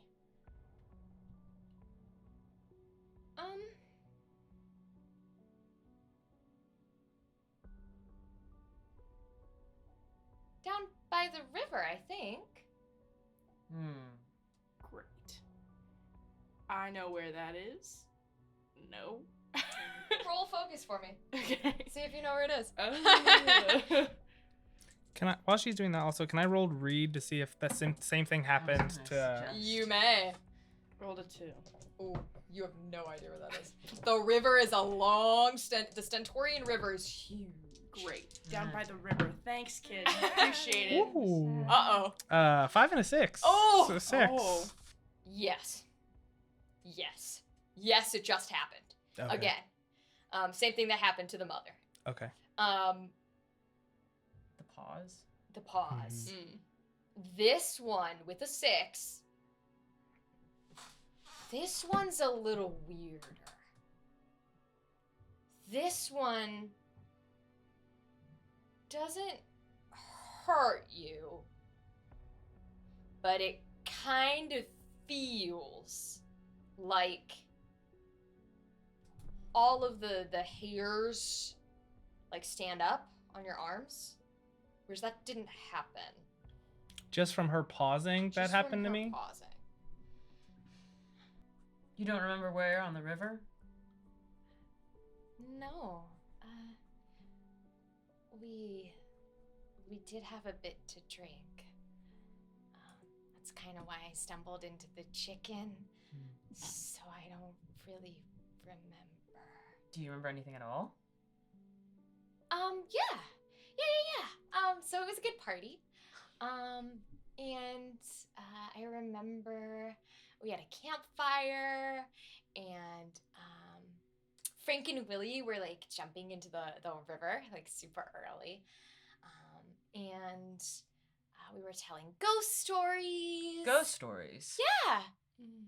Lots of ghost stories. We always tell that kind of stuff. Tottergrass has a bunch of myths. What myths? Ooh, I don't know exactly what we were telling. But it's usually silly things like,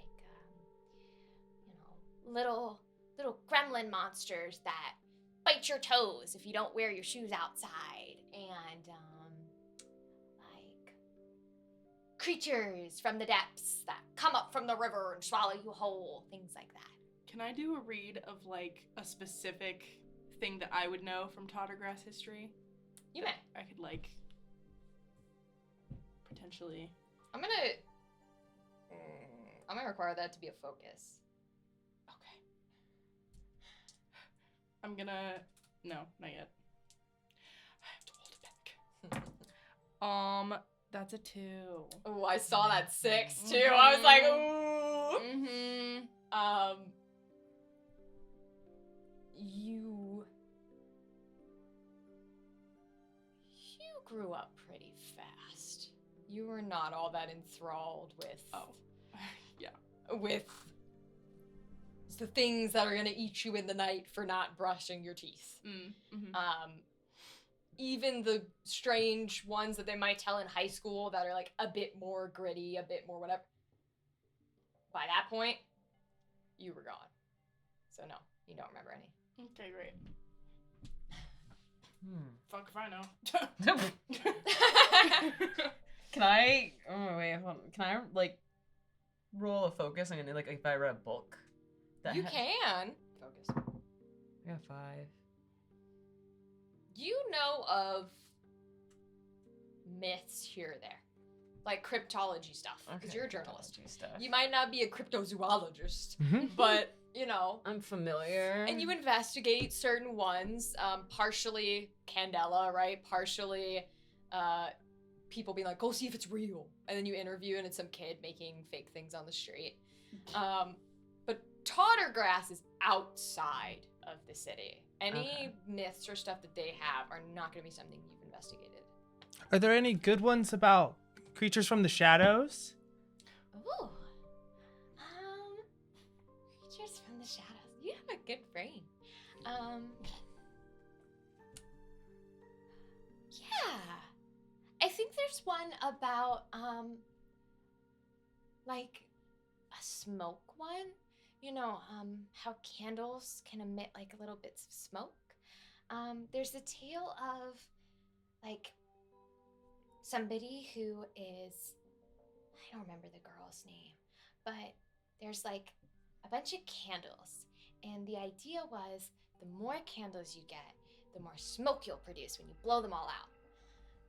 And so she got as many as she could, and then she doused them all at once, and all the smoke went. That's a good one. Isn't it? Mm-hmm. Yeah. And then some mumbo jumbo about the smoke, like, coming alive and things like that. Fun one. This is all very fun.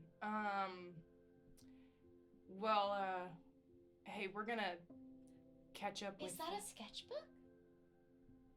Yeah. Yeah, I just, you know. Draw? I picked it up on the road a little bit. Yeah, just something to do. I draw. Do you really? Do you have anything that I could, keep Yeah. at? I drew a picture of a toilet at the other house. You can look at that. Oh, I'd love to see it. It's great. We don't have those here. We only do outhouses. I remember. Yeah, I kind of see it. Oh my god. Actual toilet. Wow, amazing. Credit. Here. I like to draw on it from time to time. There's there's a couple drawings of Charlotte and Amelia. Oh. Huh. That front one, Yeah. I don't usually do environments. Huh. Can I see that? Yeah. Do you not recognize drawing this?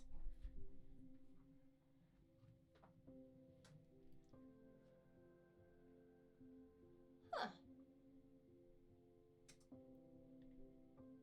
That's, looks awfully a lot like it's A riverside. down by the river. Is that where you had your party?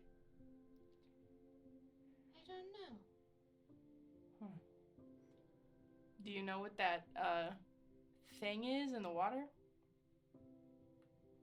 No. But I remember the campfire. Didn't you guys have a lantern? Yeah! I drew under the firefly. Dorothy has these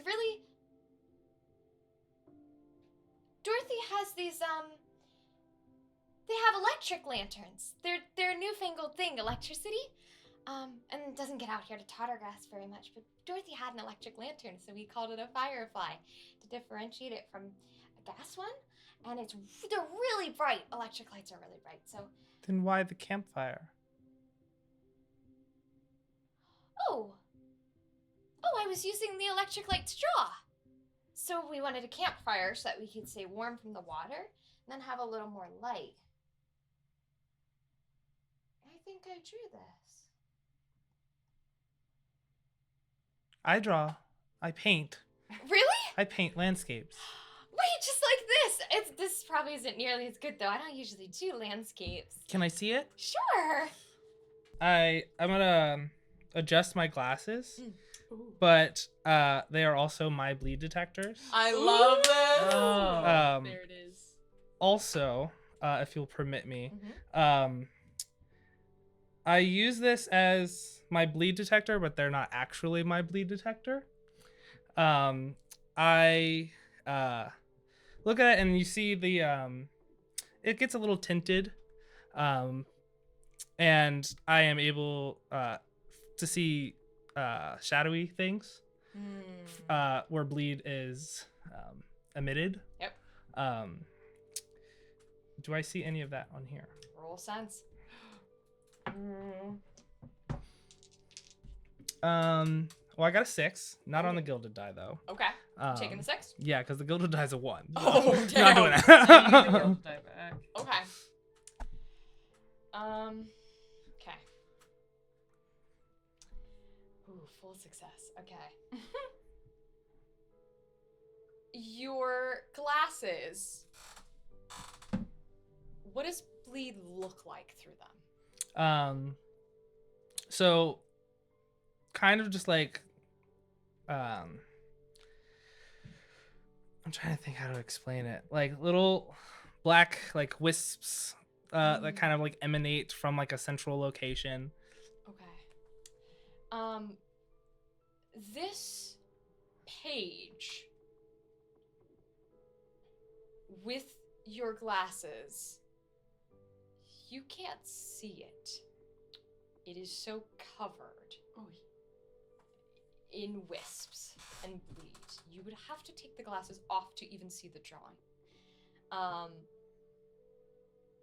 To the point where I'm gonna need you to take a point of bleed. Is it as good as, or maybe Oh, close? it's wonderful. Oh, It's really good. Good. Yeah. Well, I don't remember where on the river, but this must be where. So I guess if you could take it with you. I'd appreciate it. I was gonna say that'd be really helpful. Thank you. Because I also just kind of want to look at what you've done. This is... Absolutely, yeah. So Charlotte's the first page. Oh, who's this? And then the second page is Amelia. Oh yeah, it is. I knew that. Yes. I know that face. So that's Amelia. Wow. Yep. I love doing portraits. They're so much fun to do portraits. They sure are. I love portraits. Yeah. I've done one of everyone in the family, I think. Yeah. Oh. Can I ask what inspired this one?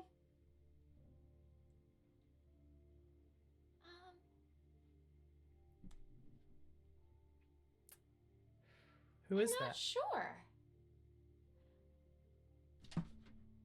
You said you've done one of everyone in the family?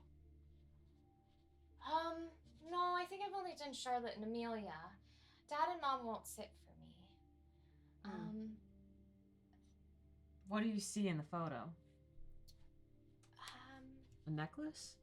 There's an earring. Can I make a focus roll to see if I recognize? Is that Dorothy that I saw the family photo of? You saw the photo. Yes. You saw shifting faces. Yes. I will say that is shifting faces. That is what I will In the tell you. same way. It is shifting faces. Okay. That's what I will tell you. But I can't tell who it is. No. Okay. You couldn't tell at the house either. It was Gotcha. shifting Okay. faces. But this time it's very clear to the two of you that is shifting, black, covered, faded. That is there for you. You don't need to roll. I'm not really sure who that is. She's a pretty girl, though. Pretty girl. Yeah. Have you seen her before? A name doesn't spring to mind, but she seems familiar. I'm not sure. I guess maybe I drew her at school or something? I don't know. And then I want to look at this one specifically, and I want to use my let them in. Okay, roll sense. Damn. That's a 3 is the highest. Take 2 points of bleed. Oh, God. Oh. This is a feeling you felt before. Okay. That bleed from that photo is a feeling you know a little too well. Is this bleed from a specific creature that I'm thinking of? Yeah. Cool. But it just drops the photo. Okay. Oh, Yeah. sorry. Oh, yeah. Are you alright? You okay? No. And he'll leave. I'm gonna go follow Bohdi. Oh, I didn't think it was that bad. Oh, it's not bad, darling. Is it okay if I keep this? This is really helpful in what we're trying to do with your friend Dorothy. I'll bring it back. If you stay for dinner, I could draw you. I'm staying for dinner. I'll be here. Great. I know it's not polite to ask. This is cool.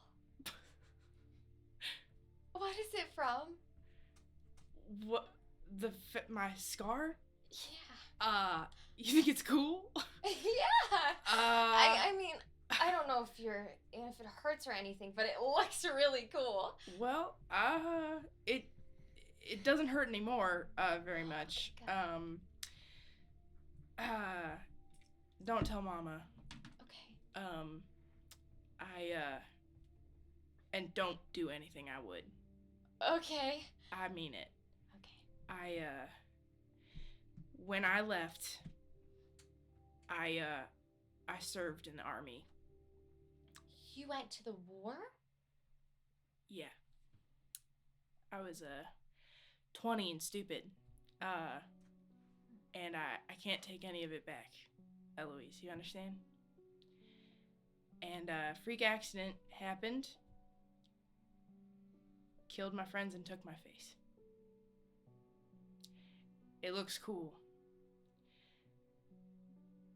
Just don't do anything stupid, alright? I know we hung out a lot when you were a little ankle biter and we had fun and you looked up to me, but you don't want to be me anymore, alright? And I hand this back to her and I said, you can give it back to me when you're done drawing me. I'll stay for dinner. Okay. Maybe don't, let's just go downstairs, maybe. Talk to Mommy. And I haven't said hi to Dad, so, He'd like to see you. maybe. I like to see you. I think he'll like to see you. Thanks, kid. This is your room, by the way. Yeah, I like what you've done with the place. Thanks. It's, Dad and I carved that desk. Wow. I can tell. It looks nice. He said that you used to carve stuff too? But when you left, most of it was kind of like put outside. So I wanted a desk, and so we made a desk. I put your initials in it, so it was kind of like you're still here. That's real sweet of you. You'll come back again, right? I'll try. I'll make the time. You'll come back again, right? Yeah.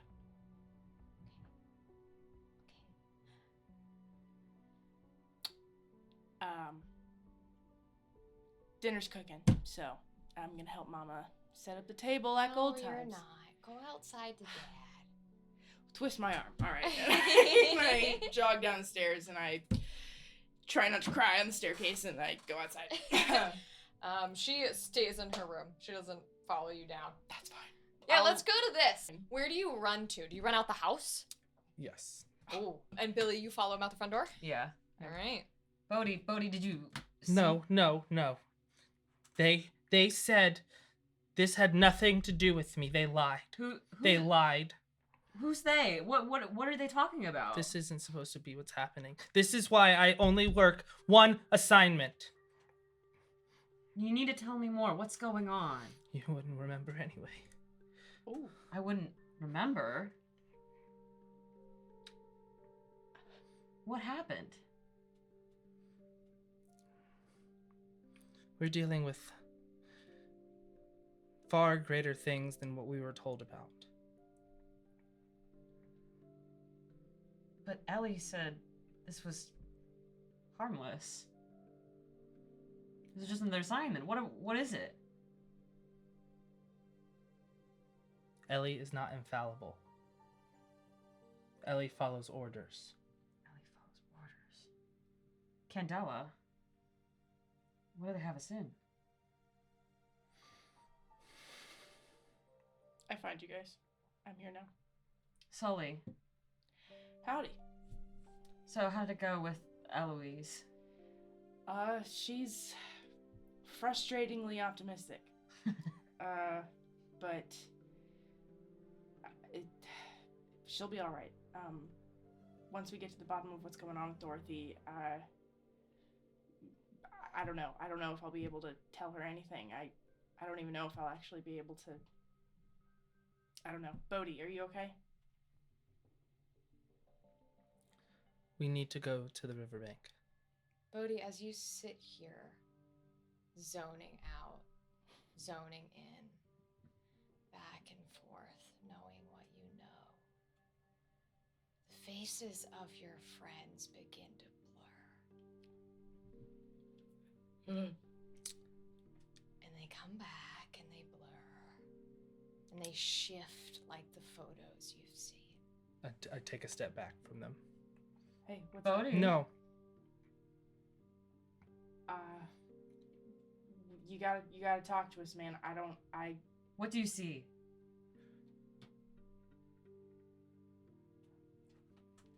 I can't stay for dinner. But I can go to the riverbank. All right. Without us? Are you If- sure that's safe? Right now I do.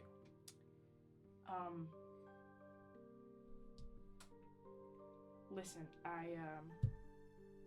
if you're gonna go alone, I'd feel a lot better if you took this and I give you my gun. I won't need it at the dinner table. I can kick Lottie if need be. Take my gun if you're going alone. Let me come with you.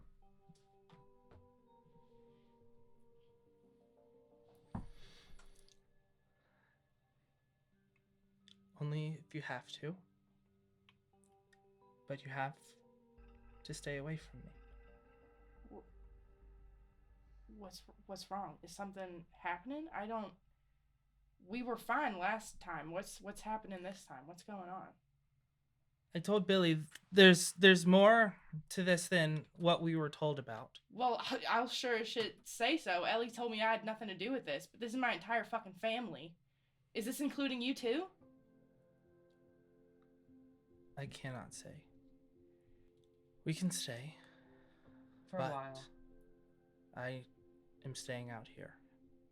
You're a priority here. So I'm real awkward about that. I'm like, you're my friend. Thank you. Bye. Do you put your hand on his shoulder? No, Do you I don't. tap it? I like almost do. But I remember. Did you get I would close? shy away. Mm-hmm. Hey. I would touch him and be You like, take a point of bleed. oh, I do? Okay. Immediately. It's here, Okay. okay? And you can feel it when you touch him. It just sort of feels like painless. Feels like my hand fell asleep. But, well, for you, yes. Yeah. I'm gonna say this, but it's painless to you, so take this as you will. Okay. A cheese grater just goes entirely across your hand, taking Oh. off a layer of skin. I step back and I look at my hand. Nothing there. I see nothing. I just look back at Bohdi with like utter confusion. I put my hand down and I say nothing. I see that and I feel what I felt, and I'm like, you are supposed to be here. And I go inside. Okay. Do we follow her inside? Yeah. I sit on I go inside. a stoop or whatever's Yeah, yeah. outside. Yep. So we enter the house. You two do. Mm-hmm. Okay. And it's about dinner time. It's probably about, not dark, but getting there for the Fields and the family. Sure. Charlotte is exactly where she was before, but this time, no, not like making food. Food is done. Mm-hmm. She's just sitting there with her plate. Eleanor is running around, putting all the food dishes in the middle. This is like country style. You have every dish in the center, and you're all supposed to take from it, type of thing. Mm-hmm. So she's putting everything in the center. She's making pictures of nice, sweet Southern iced tea. Mhm. All right, everything you can imagine. She's running around, pensive, a little jittery. Eloise has come down. Eloise is sitting in the chair she always sits in. Positions in this family have not changed. You will notice that you still have a chair.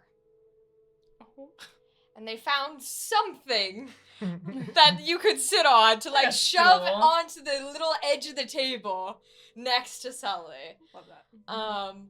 As much as they could, I think this will work. And that's what they did. She might be uncomfortable, but you can sit. And Eleanor sort of goes, "Oh, Agnes, could you go get your father and Amelia?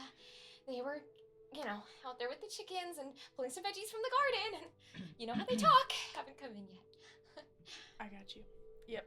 I'll be right back. And I run outside. I don't bother looking for Bohdi. You're going out the back door this Yeah. time, not the front. So Bodhi's not there. All right. A little cocked screen door. So I stand outside and I kind of just take in the backyard, the land. There is a full vegetable garden to your right, which has always been there. That has always been your mother's thing. That is her veggie garden. And if you don't eat her veggies, you don't eat, because that is her veggie garden. It looks just as pristine as it always has. Well tended to.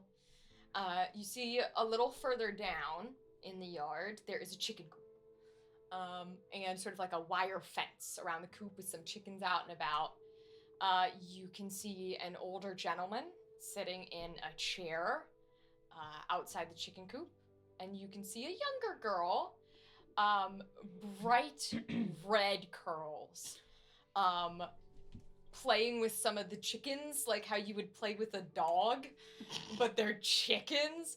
So she's kind of like, You're the cutest little thing. And yet these chickens are like, Yeah.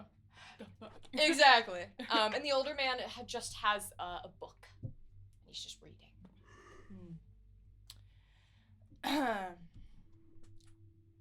I just stand on the porch and I just yell, "Dinner's ready." The girl sort of pops up from her chickens and she looks over. The man doesn't do anything. The girl pops the chicken and she looks over. She looks at you and this is the biggest reaction that you've probably seen out of all the people that have seen you today. This girl just goes, "Oh my God! Agnes? Oh my God, Agnes!" And she comes running out of the chicken coop. She doesn't give you a hug, but she's doing like the little hands as she runs. And she's like, "Where have you been? What were you doing? What the hell is that? Oh my God, can you see? Are you blind?" And she just keeps going. Millie. Yeah. Hi. I'll answer questions later. It's good to see you. It's good to see you too. Go inside. Mama's made dinner. Go inside. Mama's made dinner. Fine. And Yeah. she runs inside, straight past you. You look back, and the man has put down his book. I take a few steps toward him, but not too close, because I'm once again self-conscious of what my face looks like.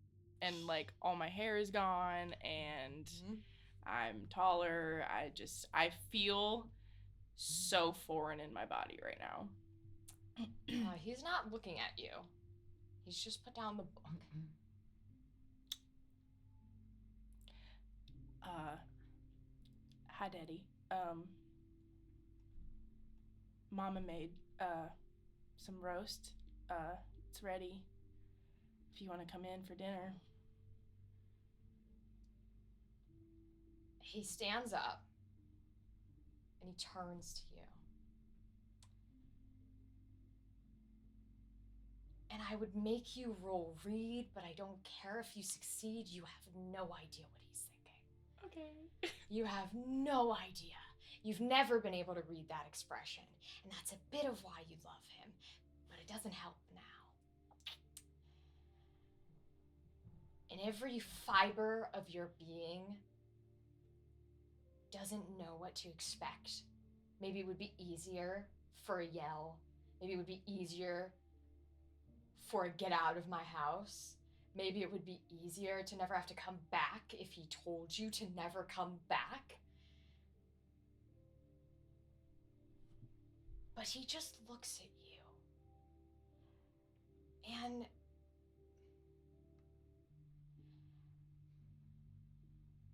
he says, "I'm glad you're home."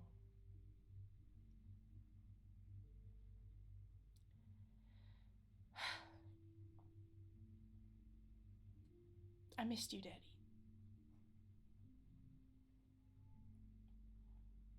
You can't miss me if I was always with you.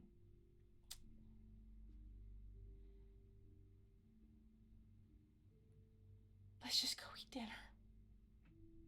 And I turn around and I do not engage further. I can't handle it. He goes back and he picks up his book. And he says, "Wait a moment." I stop, but I don't turn around. He says, "Do you know what this book is?" I look at it. No, I don't know what that book is. When you left, Eloise told me that the girls her age had started writing diaries. And I asked her what they were for. And she said, "It's to remember."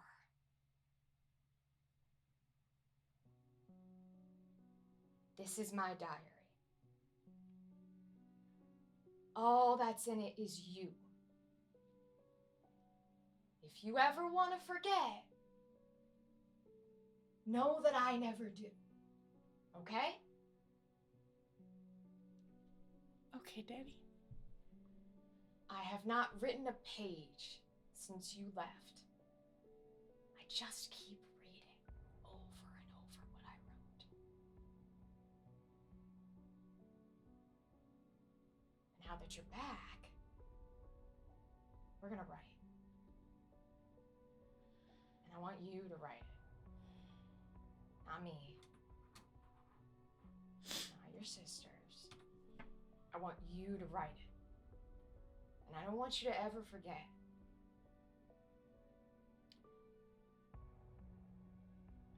What exactly do you want me to remember, Daddy? What do you want me to keepsake? You want me to honor the memories I made here? Of how much I wanted to leave?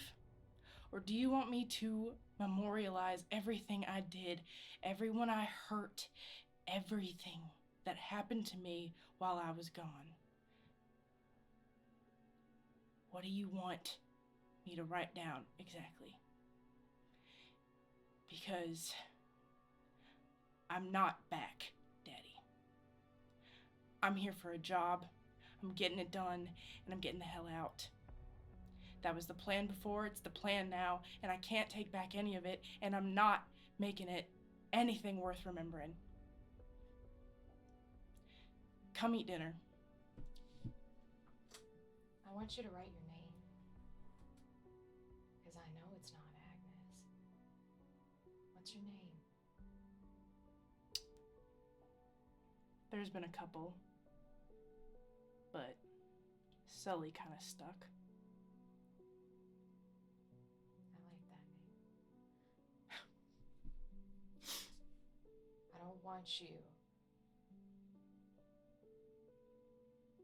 to write because you're angry or because you're sad. I just want you to write so you remember. And I know you don't want to remember, but one day you will be my age. You will be looking at death's door every day you wake up if you're not already there. And you will wonder why you didn't do it first. Why you didn't go meet death instead of having him come to meet you. And you need to remember why you kept going. And it's okay if that was out of spite. It's okay if that was out of hate. It's okay if that was out of sadness. But you need to remember why you're still here. It's okay if you cross out all our names when you write them. It's okay. But you need to write. Because you need to remember. Now take the book and promise me if you never step foot in your house again, that you will write. I promise. I take the book. Okay. He follows you inside.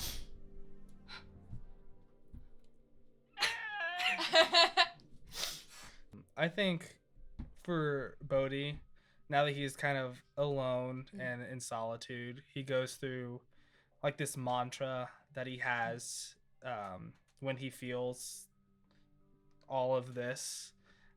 He just goes over who he is and like what his name is, where he lives, and stuff that's just facts about himself, just to kind of remind himself exactly what is happening and who he is. You may roll focus, Mm-hmm. or you may roll hide. I'm gonna do hide. 6 and a 4. Ooh, You're a good roll. both successes, but one a full. All right. You are very clearly and distinctly and quickly able to go through the facts. There is no hesitation. There is no fogginess. There is no interruption. These are the facts, and you have the facts. There is a sensation you can't shake. That they're not your facts. They're the facts. Oh. Oh. Bro, please. Oh my god. Oh god. Anything else? I go to Eloise, and I'm like, hey kid, duty calls, you know. Yeah. I'm gonna take your sketchbook for a bit. Yep. But I will be back, and then we can do that sketch, and I'll hold you to it. I know you will. I hope you do. So, I'll see you, okay? I love you. I kiss her on the head and I run out. Aww. You just hear as you leave, I love you too, stupid! That's what you get as you leave. Kid. Stupid. Great. Alright. With that said, we will move forward. Let's get the fuck out of here. Who wants to be... At this point in time, the dark is here. I will allow you to have a lantern with you, because there would have been one at your house. So you can have a little bit of light between the three of you. Who wants the sketch, and who's leading the search for the riverside? I will lead the search because it's familiar territory for me in the dark. Okay. Fair enough. And also I have my gun back. Yeah, that's true. I will not touch that book. Okay. Okay, I guess I'm holding the book. Okay.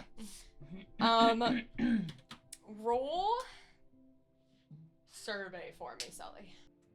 6. Damn. Nice. Okay. I know my way around. Oh yeah. You do. And I will say, you were not necessarily a party kid. Probably didn't have that many friends. Nah. Oh. But that Just doesn't like us. mean you haven't done some shit at the riverside. Sure. Is all they all do. There is a location towards the riverside where most young people go. It's got this gigantic tree where you could hang up a tire swing or put a lantern on it and sketch and all those things. It has a fire pit from generations of teenagers making fires for a campfire, and it is by the Stentorian River, which is huge. So you know how to get there. Just because her drawing maybe wasn't perfection, I'm and like, you didn't, right? You It's didn't know make it out off- spot or whatever. Exactly. Yeah. You might not have known it when you touched the drawing, right, or saw the drawing, Right. but you have an inkling of like, it's probably that one place that bitch in high school went to, right? Like, Yeah. you can find it. Yeah. So you have no trouble guiding them there, not even in the dark. Your time in the war probably supplied you with more experience in the dark than Tottergrass did. Yeah. But you know it, and you know it well. I will say you guys travel through what are, for a little while, tended fields, right? More farmland. Then it starts to turn into really thick, really tall grass that's like not tended to. And you get some trees where it's not quite a forest, but it's like suburbia forest, even though we're in the farmlands. And so it's, trees, but I wouldn't call it big forest, but big trees. And you eventually come across where that spot is relatively going to be located. There's no fire burning or anything like that, so it's dark. So you're going to have to like go to the edge and try and find the campfire, try and find the right tree. But you make it to the edge. Fair and fine. Okay, you don't have to do this. Stick your arms out. I'm gonna check you for ticks. We were in some tall grass, so I'm just gonna, I know the ticks aren't gonna touch you, but like, I'm just gonna make sure you're good. You're good? Okay. This is just country stuff. I know, it's dumb. You don't want Lyme disease. Are they on me? No, you're fine. I checked. I'm like, frisk you real quick. There's Why no... wouldn't they be on me? Buddy, nobody wants to touch you. Nothing like, That's I mean, hurtful. like, not like, well, you don't want them touching you either. That's true, but I don't want people telling me that. Well, sorry. I'm sorry. I don't think even, like, a bug would be, like, interested in, you know, feeling she's bugs greater. feel bleed? Lore. I'm sorry. Or you don't get. This is not a Let bug me- campaign. Bodhi, let me rephrase. I'm not personally gonna check you for ticks. If you want to make sure you're not covered in ticks, I recommend it. But I don't want to touch you if you don't want to be touched. I don't. Okay, then check yourself for ticks. I don't want to do that either. Then I guess risk the Lyme disease. I don't know. I think you have bigger problems than that, but whatever.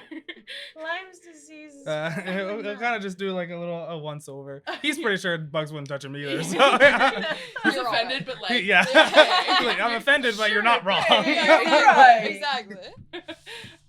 Okay, great. So now that that's over with, well, this is typically where the young rapscallions like to fuck around and find out, I guess. So Can I roll a survey to I'm just gonna roll a survey to check around and see if there's anything that like stands out to me. Yeah, go right ahead. Okay. 6. Damn. It's hard to hurt you when you keep rolling sixes. I'm so sorry. My God. we're I professionals. can be worse. Candela hired us for a reason. I'll just roll more so I have Right? more of a chance to be hurt. You're not necessarily particularly in tune to the environment. People are usually your game plan. Mm-hmm.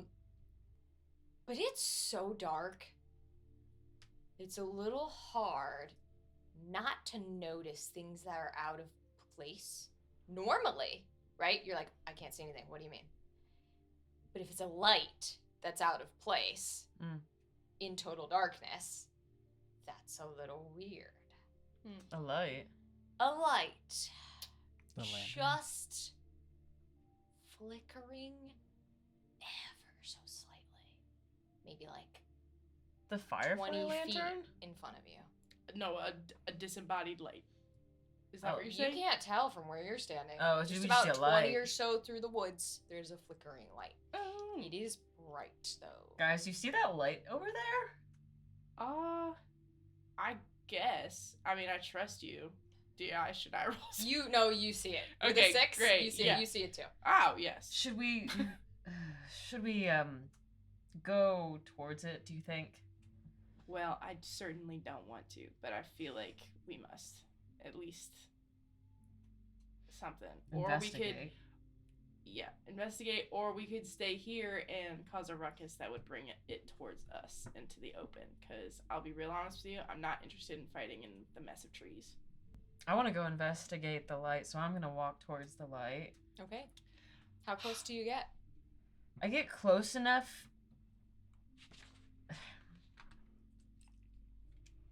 to see sort of what we're dealing with, but not close enough to touch. As you get closer, I follow you. okay. As you guys get closer, it's woods, but maybe you judged the distance wrong. Or maybe it wasn't woods. There's definitely more clearing. As you get closer to the right, the light, the trees start to like disperse and create sort of another clearing. And you get close enough that you can definitely tell that whatever is hanging on that branch is bright. It's flickering, but it's bright and it's hanging on the branch. And it's up. It's up. Mm-hmm. Oh, it's almost on your tippy toes to put on a branch. What the hell is that? I don't know. I think we're going to have to get closer. Can I do a focus? You may. Okay. I'll allow that.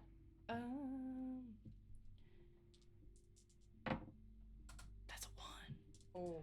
So never mind. As you focus on the light, your eye. Oh, here it is. Yeah, that bad one. Mm-hmm. it begins to like wobble in its socket. Okay. Yeah. As if you want to blink, like how an eyelid twitches sometimes, but it's your eye that's like twitching, not the eyelid. Take a point of body. Okay. Are you okay, Sully? It feels so fucking weird, dude. I can't even explain it. It doesn't feel good. I take a few steps back from the light, and I'm like, kind of like Okay. trying to shake it. Yeah. Okay, I guess I'm gonna have to get closer and see what's going on. Please be careful. This is horrible. Roll sense. Sense? Mm-hmm. Oh, I can't do focus. No. Can I help her? How? Because I also like I wanted to get a lay of the land more so like around it to see if like I can feel any, especially given like the darkness and everything. I want to see if like I feel anything out from that way. I'll allow that. Ooh. We got a 5. Okay, That's mixed success. Thank you. As you get closer, because Sully has backed up, right? Bohdi's trying to survey a different part of the area. You get closer to the flickering light. And it's not the light that bothers you. As you get closer, you start to hear.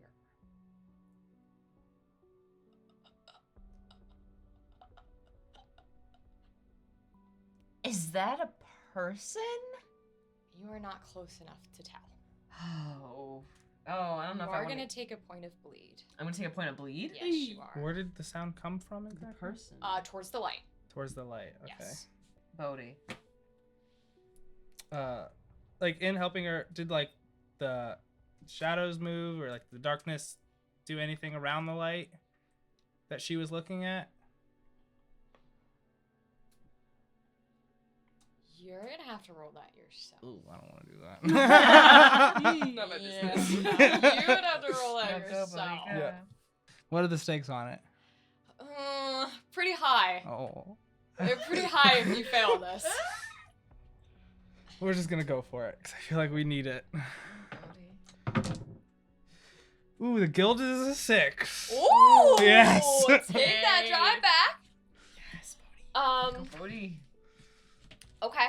Thank you. With your 6, you're definitely gonna get a full success, but you're gonna live in this moment with me for a second. Oh, cool. Love that. All right.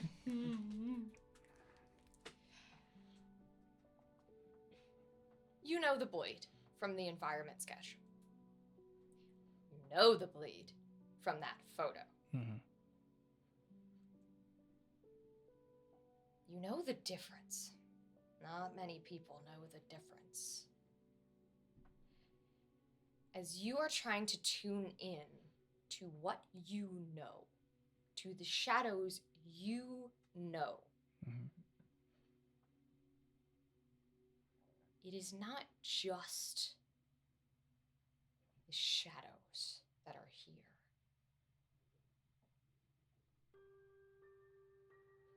It is one of them. And it's not just here. It is waiting and watching for the right time. And if the right time occurs, it will strike faster than any of you can move. And we don't know that. So that's We great. don't. We're just hanging out. We're just hanging out. Wow. And we hear. Well, consider me frightened. As you recognize all of this at once, there is a memory that strikes you. It is cold. It is damp. It is painful. But it's quick. It is a sudden, as if all of a sudden, you are covered in water?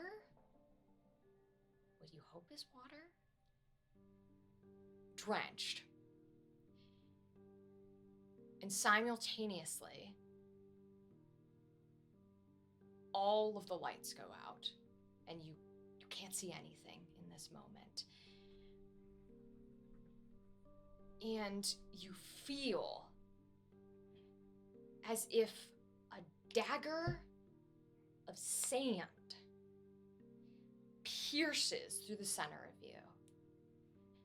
But it doesn't just go straight through. It twists and digs to get through you.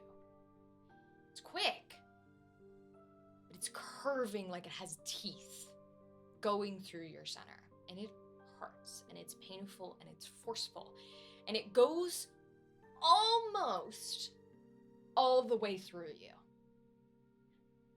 until it's whipped immediately out, and the pain is gone.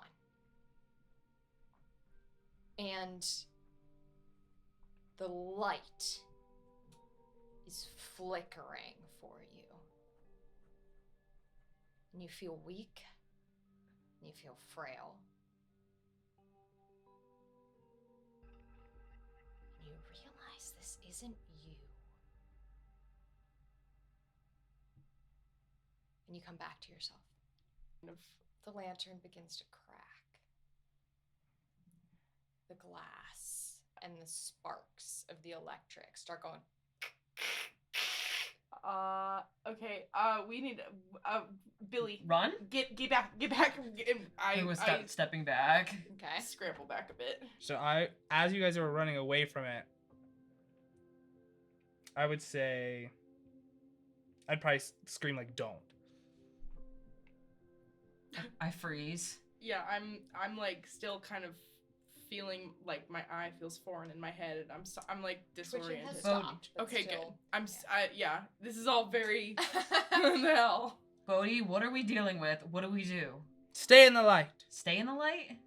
It feels like it's gonna explode. Are we sure that's the move? That's what it wants. Who's holding the lantern? I thought you said it's in the Sully. branch.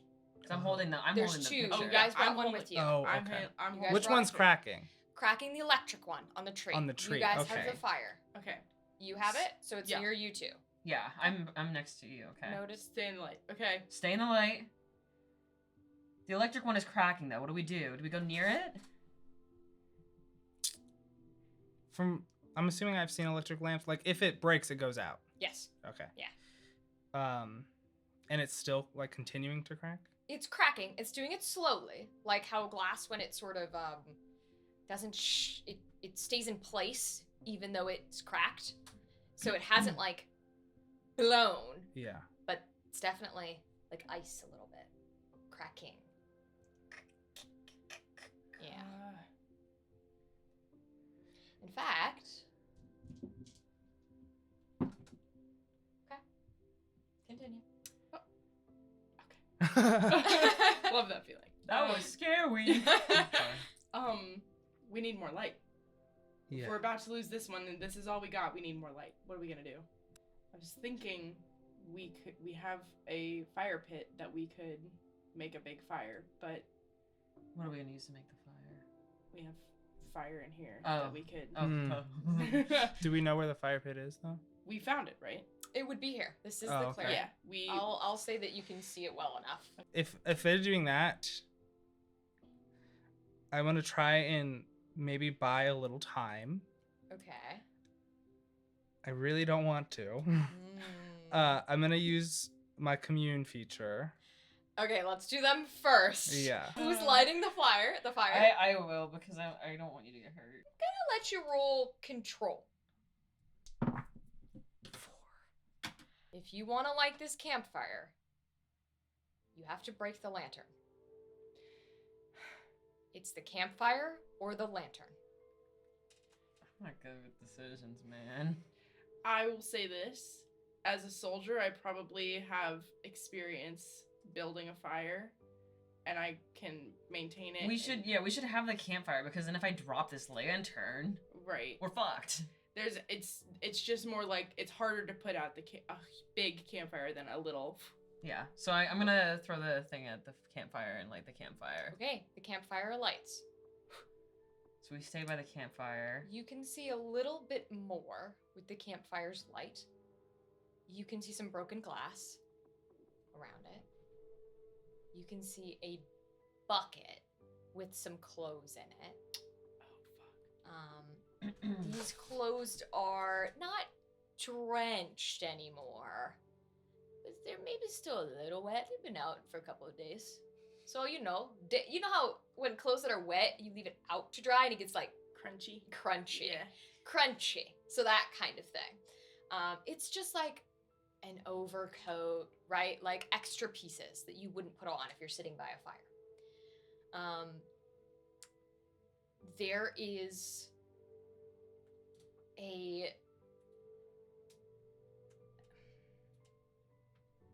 one of you roll survey. 6. Damn. Nice. There are wet patches around the corners, like the wet dirt around the corners of the campfire. And there are drag marks from the base, a little bit off of the base, like 2 feet. 2 drag mark lines from that point to the tree with the light. 2. 2. Like 2 bodies. That's not what I said. Just drag marks. 2 drag marks.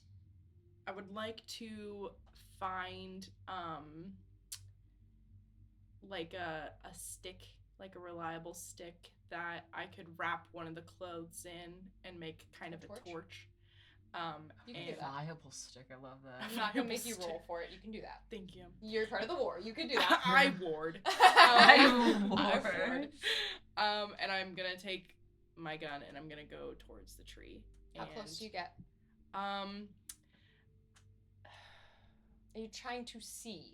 I'm trying to find where the tracks end up. So you're gonna go all the way to the tree. Like to the base of the So tree. you're gonna go all the way to the tree. I'm gonna risk going to the base of the tree. That's gonna be going into that lantern, cause it's under the branch. Okay. So it's tracks, branch with lantern, base of tree. So it's gonna go directly under it. Are you going that close? Well, It's like you asked the question. So when you ask it like you that. imply that that's Yeah. wrong. I mean, I'm not implying it's wrong. I'm just asking if you go like, oh. The main point of interest right now. Yeah, so I will. Sully, do you need anything? I got my gun and I got a light source, so just keep an eye on me, I guess. Okay. Watching. Yeah. Bohdi, are you watching? No. Okay. I'm like You're, like, looking entranced. away. Yeah. Oh, you're entranced. Take a picture of whatever the fuck happens to me. Okay, can I take a picture? You may. Do you take a picture before she gets there? Do you want me to? I'll take a picture before, maybe. Ooh, Because then take a maybe we can picture- see. Take a picture of the tree before Is I it get like a over there. Polaroid camera? Can it be like a Polaroid? Yeah, absolutely. Okay. So yeah, I'll take like a Polaroid picture of the Okay. camera before. And you're out of the way before you start. I walking. have not started my Yeah, check. so wait, let me take a picture. Yeah. Okay. The flash is bright. Oh god. And the flash, in split second that it goes off, all 3 of you see something small at the base of the tree. That's it in that second. Can I look at the photo I took? It'll take you a second before that Polaroid develops. Okay. So you can take that second. I'm gonna take down my die again if you do. Ooh. You don't know what it's at. You can find out. What's safer? I'm not gonna look at the photo. Okay. I feel like something's about to happen. Let's find out. I start the trek over to the little thing. Do you under go to the tree. thing? I follow the tracks and I point my light source at the little thing. I'm close behind, but I'm still like in the light. You come to the lantern. Still barely flickering. You're following these tracks. You know, at the base of this tree is something. And as you shine your light source, the first thing that catches you is not what you see. It is what you hear. And you just hear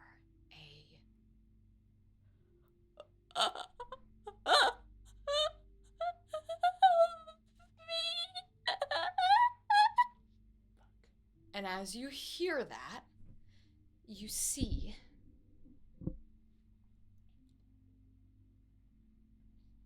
this is Dorothy. You don't know how you know, but you know. It is the size of your hand. It is shriveled and mangled and just barely a spine with a head. And the skin is almost not even there anymore. You don't know how any sounds are being uttered out of the mouth without teeth or jaw. And the eyes are sunken in to the skull. There's no lids. There's barely cheekbones to be heard of. And it just looks at you. And it cries again. And it just...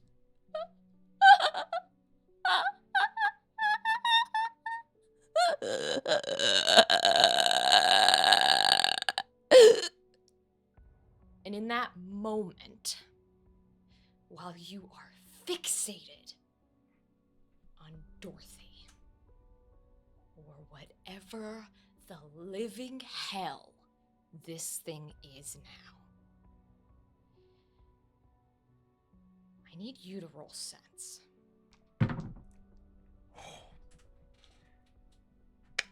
It's a 3. I saw 2 ones there And 2 as ones, well. yeah.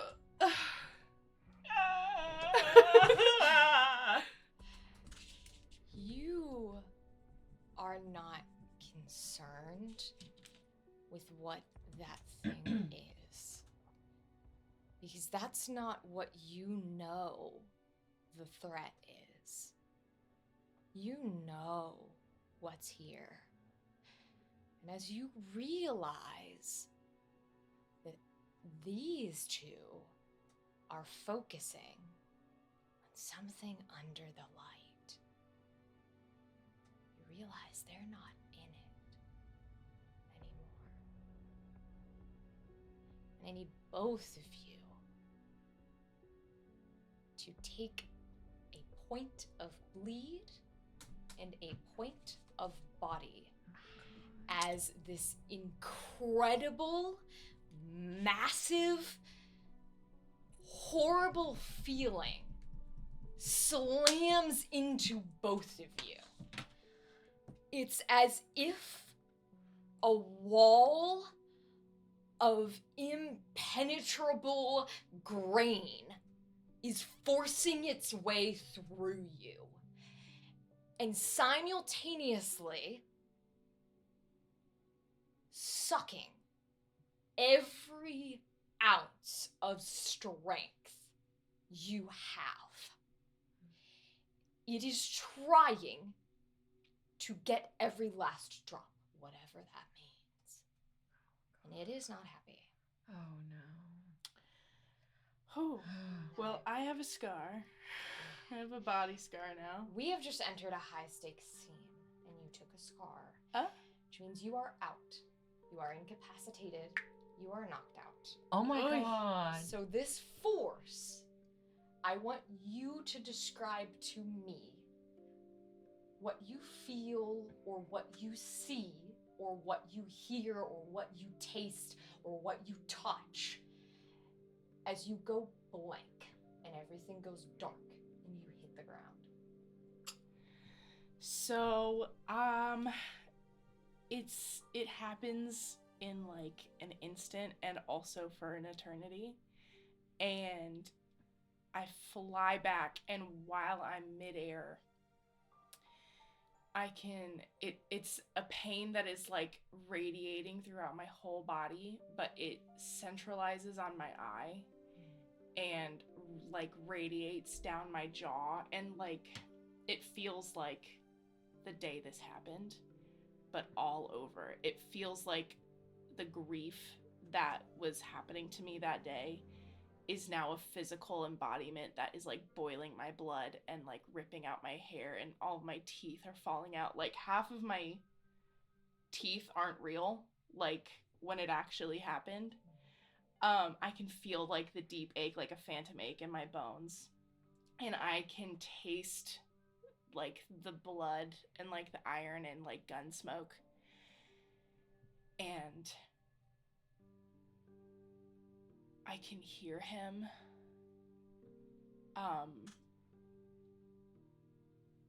But in a way that I still, like, it haunts me to this day, that I don't know what he was saying.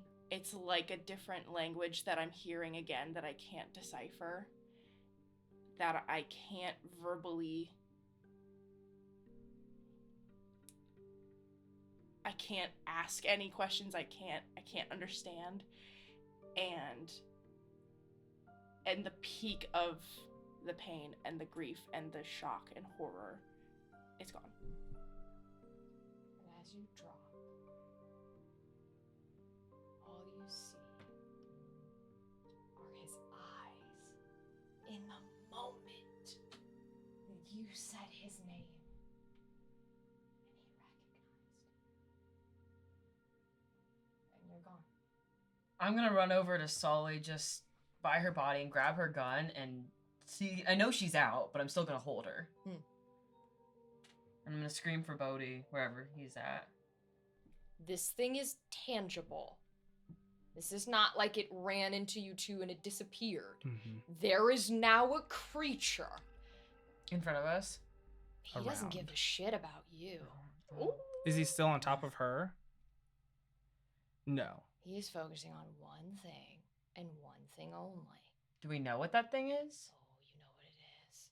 What were you focusing on? Dorothy. Ooh. It is, you can see it. It is this weird, fuzzy humanoid shape. Like the grains of sand, but pitch black. Like the one in our hourglass. And it is constantly shifting, kind of like the photos. But there aren't features that it's shifting from. It's just shifting. And it's there, but it's sort of moving and vibrating all at once. And it is just pounding against the tiniest amount of light over this creature that is Dorothy. It doesn't like the light. As if it cannot get through. It is pounding and pounding and pounding, trying to get in. Sully is down, Correct. but she was the one who had the torch, and that's what he's Yes. pounding at. Where is that? Stop pounding at the torch. The electric light that's cracking is over Dorothy. Oh, okay. Is the torch out right now? So yeah, then where's the torch? The torch you would have had out, I'll say it's by Sully if you want to pick it up. Yeah, I'll You pick can. it up. That's Okay. fine. But it's the electric light that's over Dorothy. It's, the torch showed it, but there's a small sliver of this cracking, what's left of the light, just flickering over Dorothy. And it's like every time it flickers, he keeps trying to get past it when it flickers. And you can hear Dorothy every time he reaches past it, just a I'm just gonna yell to, because you're holding Sully right now, right? Mm-hmm. So I'm just gonna yell to you. as I'm running at the lantern and Dorothy, Got you. grab the torch. Keep it on you two. And I'm going to grab Dorothy. I want to get Dorothy to a source of light that's not so intangible. Okay. I was thinking that too. Okay. Because I know what this thing wants. Yep. And I also know even if he went after us, he can't do a whole lot in a short amount of time. Are you trying to get her torch and then go to Dorothy? No, I'm trying to get me and Dorothy to the torch. You can, but the direction you're going and the way this creature is, you kind of have to go through him if you're getting to Dorothy. So you're gonna make contact with him. Yeah. I will also say, you do that and you fail, there's gonna be consequences for more than just you. Okay. I'm just gonna yell out. Stay with Sully. Okay. And now I'm gonna use my commune. That's a 6. Okay, full success. I'm assuming because right now I'm in complete darkness, right? I kind of I stand there and I just kind of let the darkness engulf me for a moment. And my eyes turn black, pitch black. And I imagine I find myself on like an empty void of some kind. Like I still am on solid ground, but there's nothing around, and the phenomenon's on the other side. So even if I walk closer, I can't touch it, but I can see it. Even if it's not tangible, like a size, I know there's something on the other side of it. Oh man, my heart's breaking so fast. I'm gonna sit and ask it. If you get Dorothy, will you leave us alone?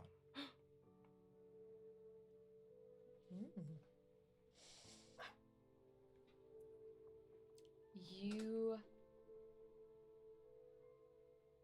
feel it first. You feel a fuzzy sensation on your skin, like radio static. It's not harmful, it's just static. And then you don't see anything. This is a creature of shadow.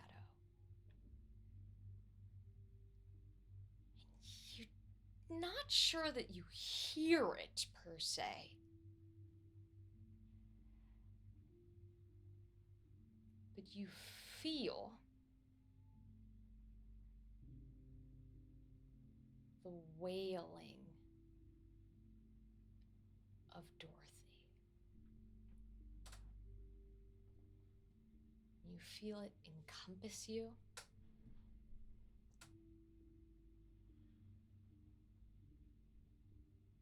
And you feel hands around your neck. And they snap it. The wailing stops.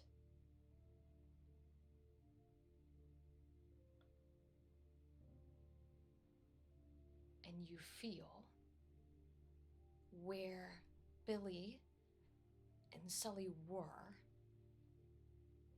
life, gentleness, peace.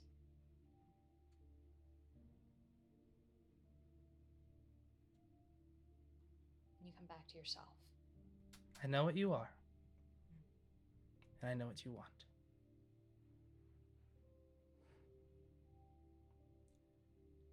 This won't happen again. Next time, we will stop you. And I'm going to grab a rock and chuck it at the light. May roll striker control if you feel like this is a moment that you are in your body and in your senses and you're throwing this rock. You may roll sense or focus if you are willing for a full success to have a consequence that only affects you. Then I'm gonna do the sense option. Okay. That affects me if I. Go ahead. That's a 2 6s. Okay. Oh, yes. Right. Yes, Bohdi. Okay. Oh my god. Oh my lord. In this moment, what is your thought behind throwing that rock? My thought is, like I said, I know what this creature is. I know what he you does. want. What are you thinking? What is the thought as you throw the rock? That I needed to leave. Okay. This rock, as if you have target trained your entire life, hits the bullseye directly in the center. It shatters the electric light. Light goes out immediately over Dorothy. Everything is dark. And you would be thankful you have not heard this, because it is worse than anything you would have ever heard in your time serving. It is the most painful, bone-snapping, heartfelt agony wail that anyone could hear for miles. And it's not a scream. She doesn't have enough left to scream. It is just a...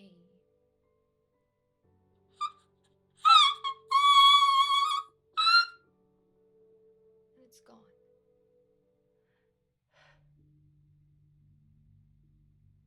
And in total darkness, you see nothing. You just hear. You feel, though. You don't just hear, you feel. You know what that pain is. That pain has happened to you too. Whether you remember it or not, that pain has happened to you.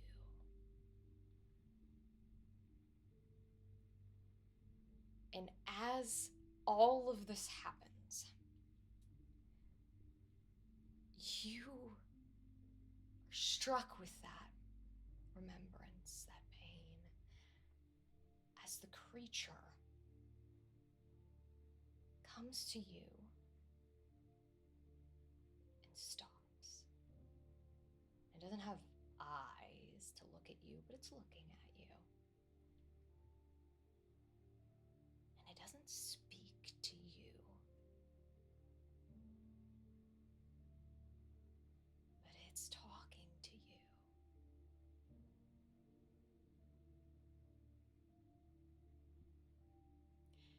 And all you feel or hear or sense in your mind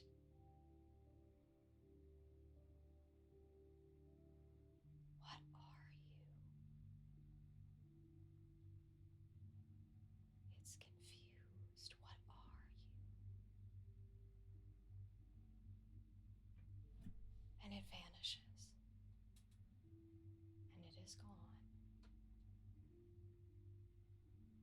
And your stakes have dropped.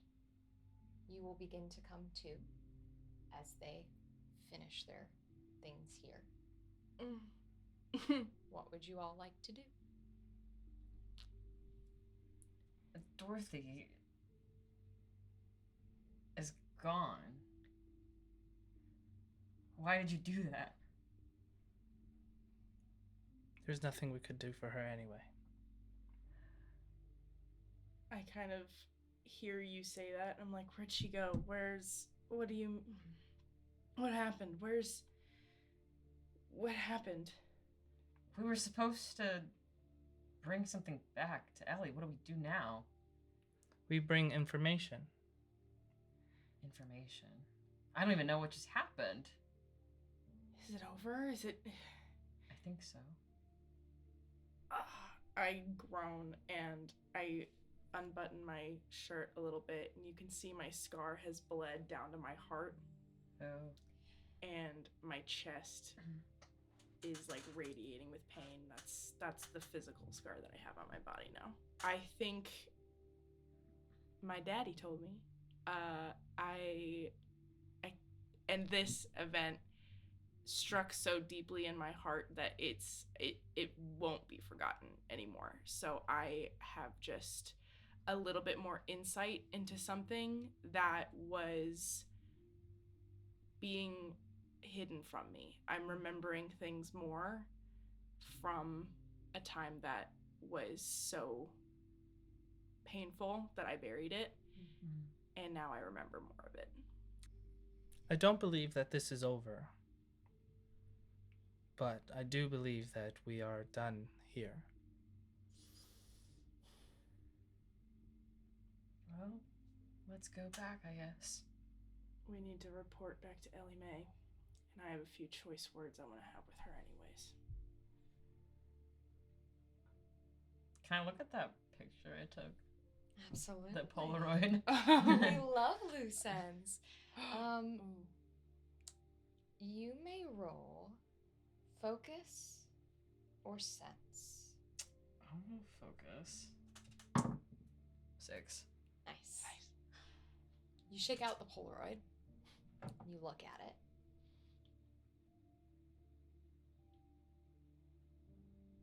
And you look up at the tree. You look back down at the Polaroid. There's no tree in this Polaroid. There's no branch. There's no light. There's no campfire. There's no anything.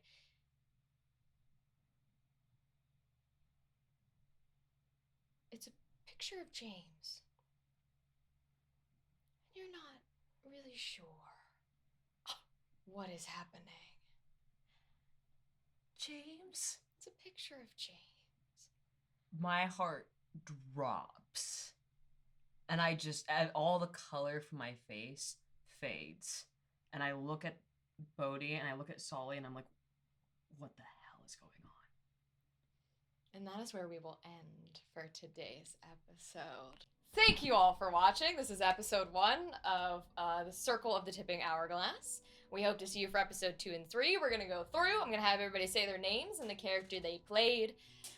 We'll start on this end of the table. Hi, I'm Lizzie. I'm playing the character Billie Blaine, who's a journalist. My art Instagram is Lizzie Tries to Be an Artist. Beautiful. Hello, I'm Reese. I play Bohdi. My Instagram is reese.anthony. Perfect. I'm Molley Boozell, and I am playing Sully, and you can find me on TikTok at MMBK Illustrations. Amazing. And y'all know me. I am Rachel Schumacher. You can find me literally on this platform. That's where the episodes are coming out. Follow us for more, and we'll see you next time.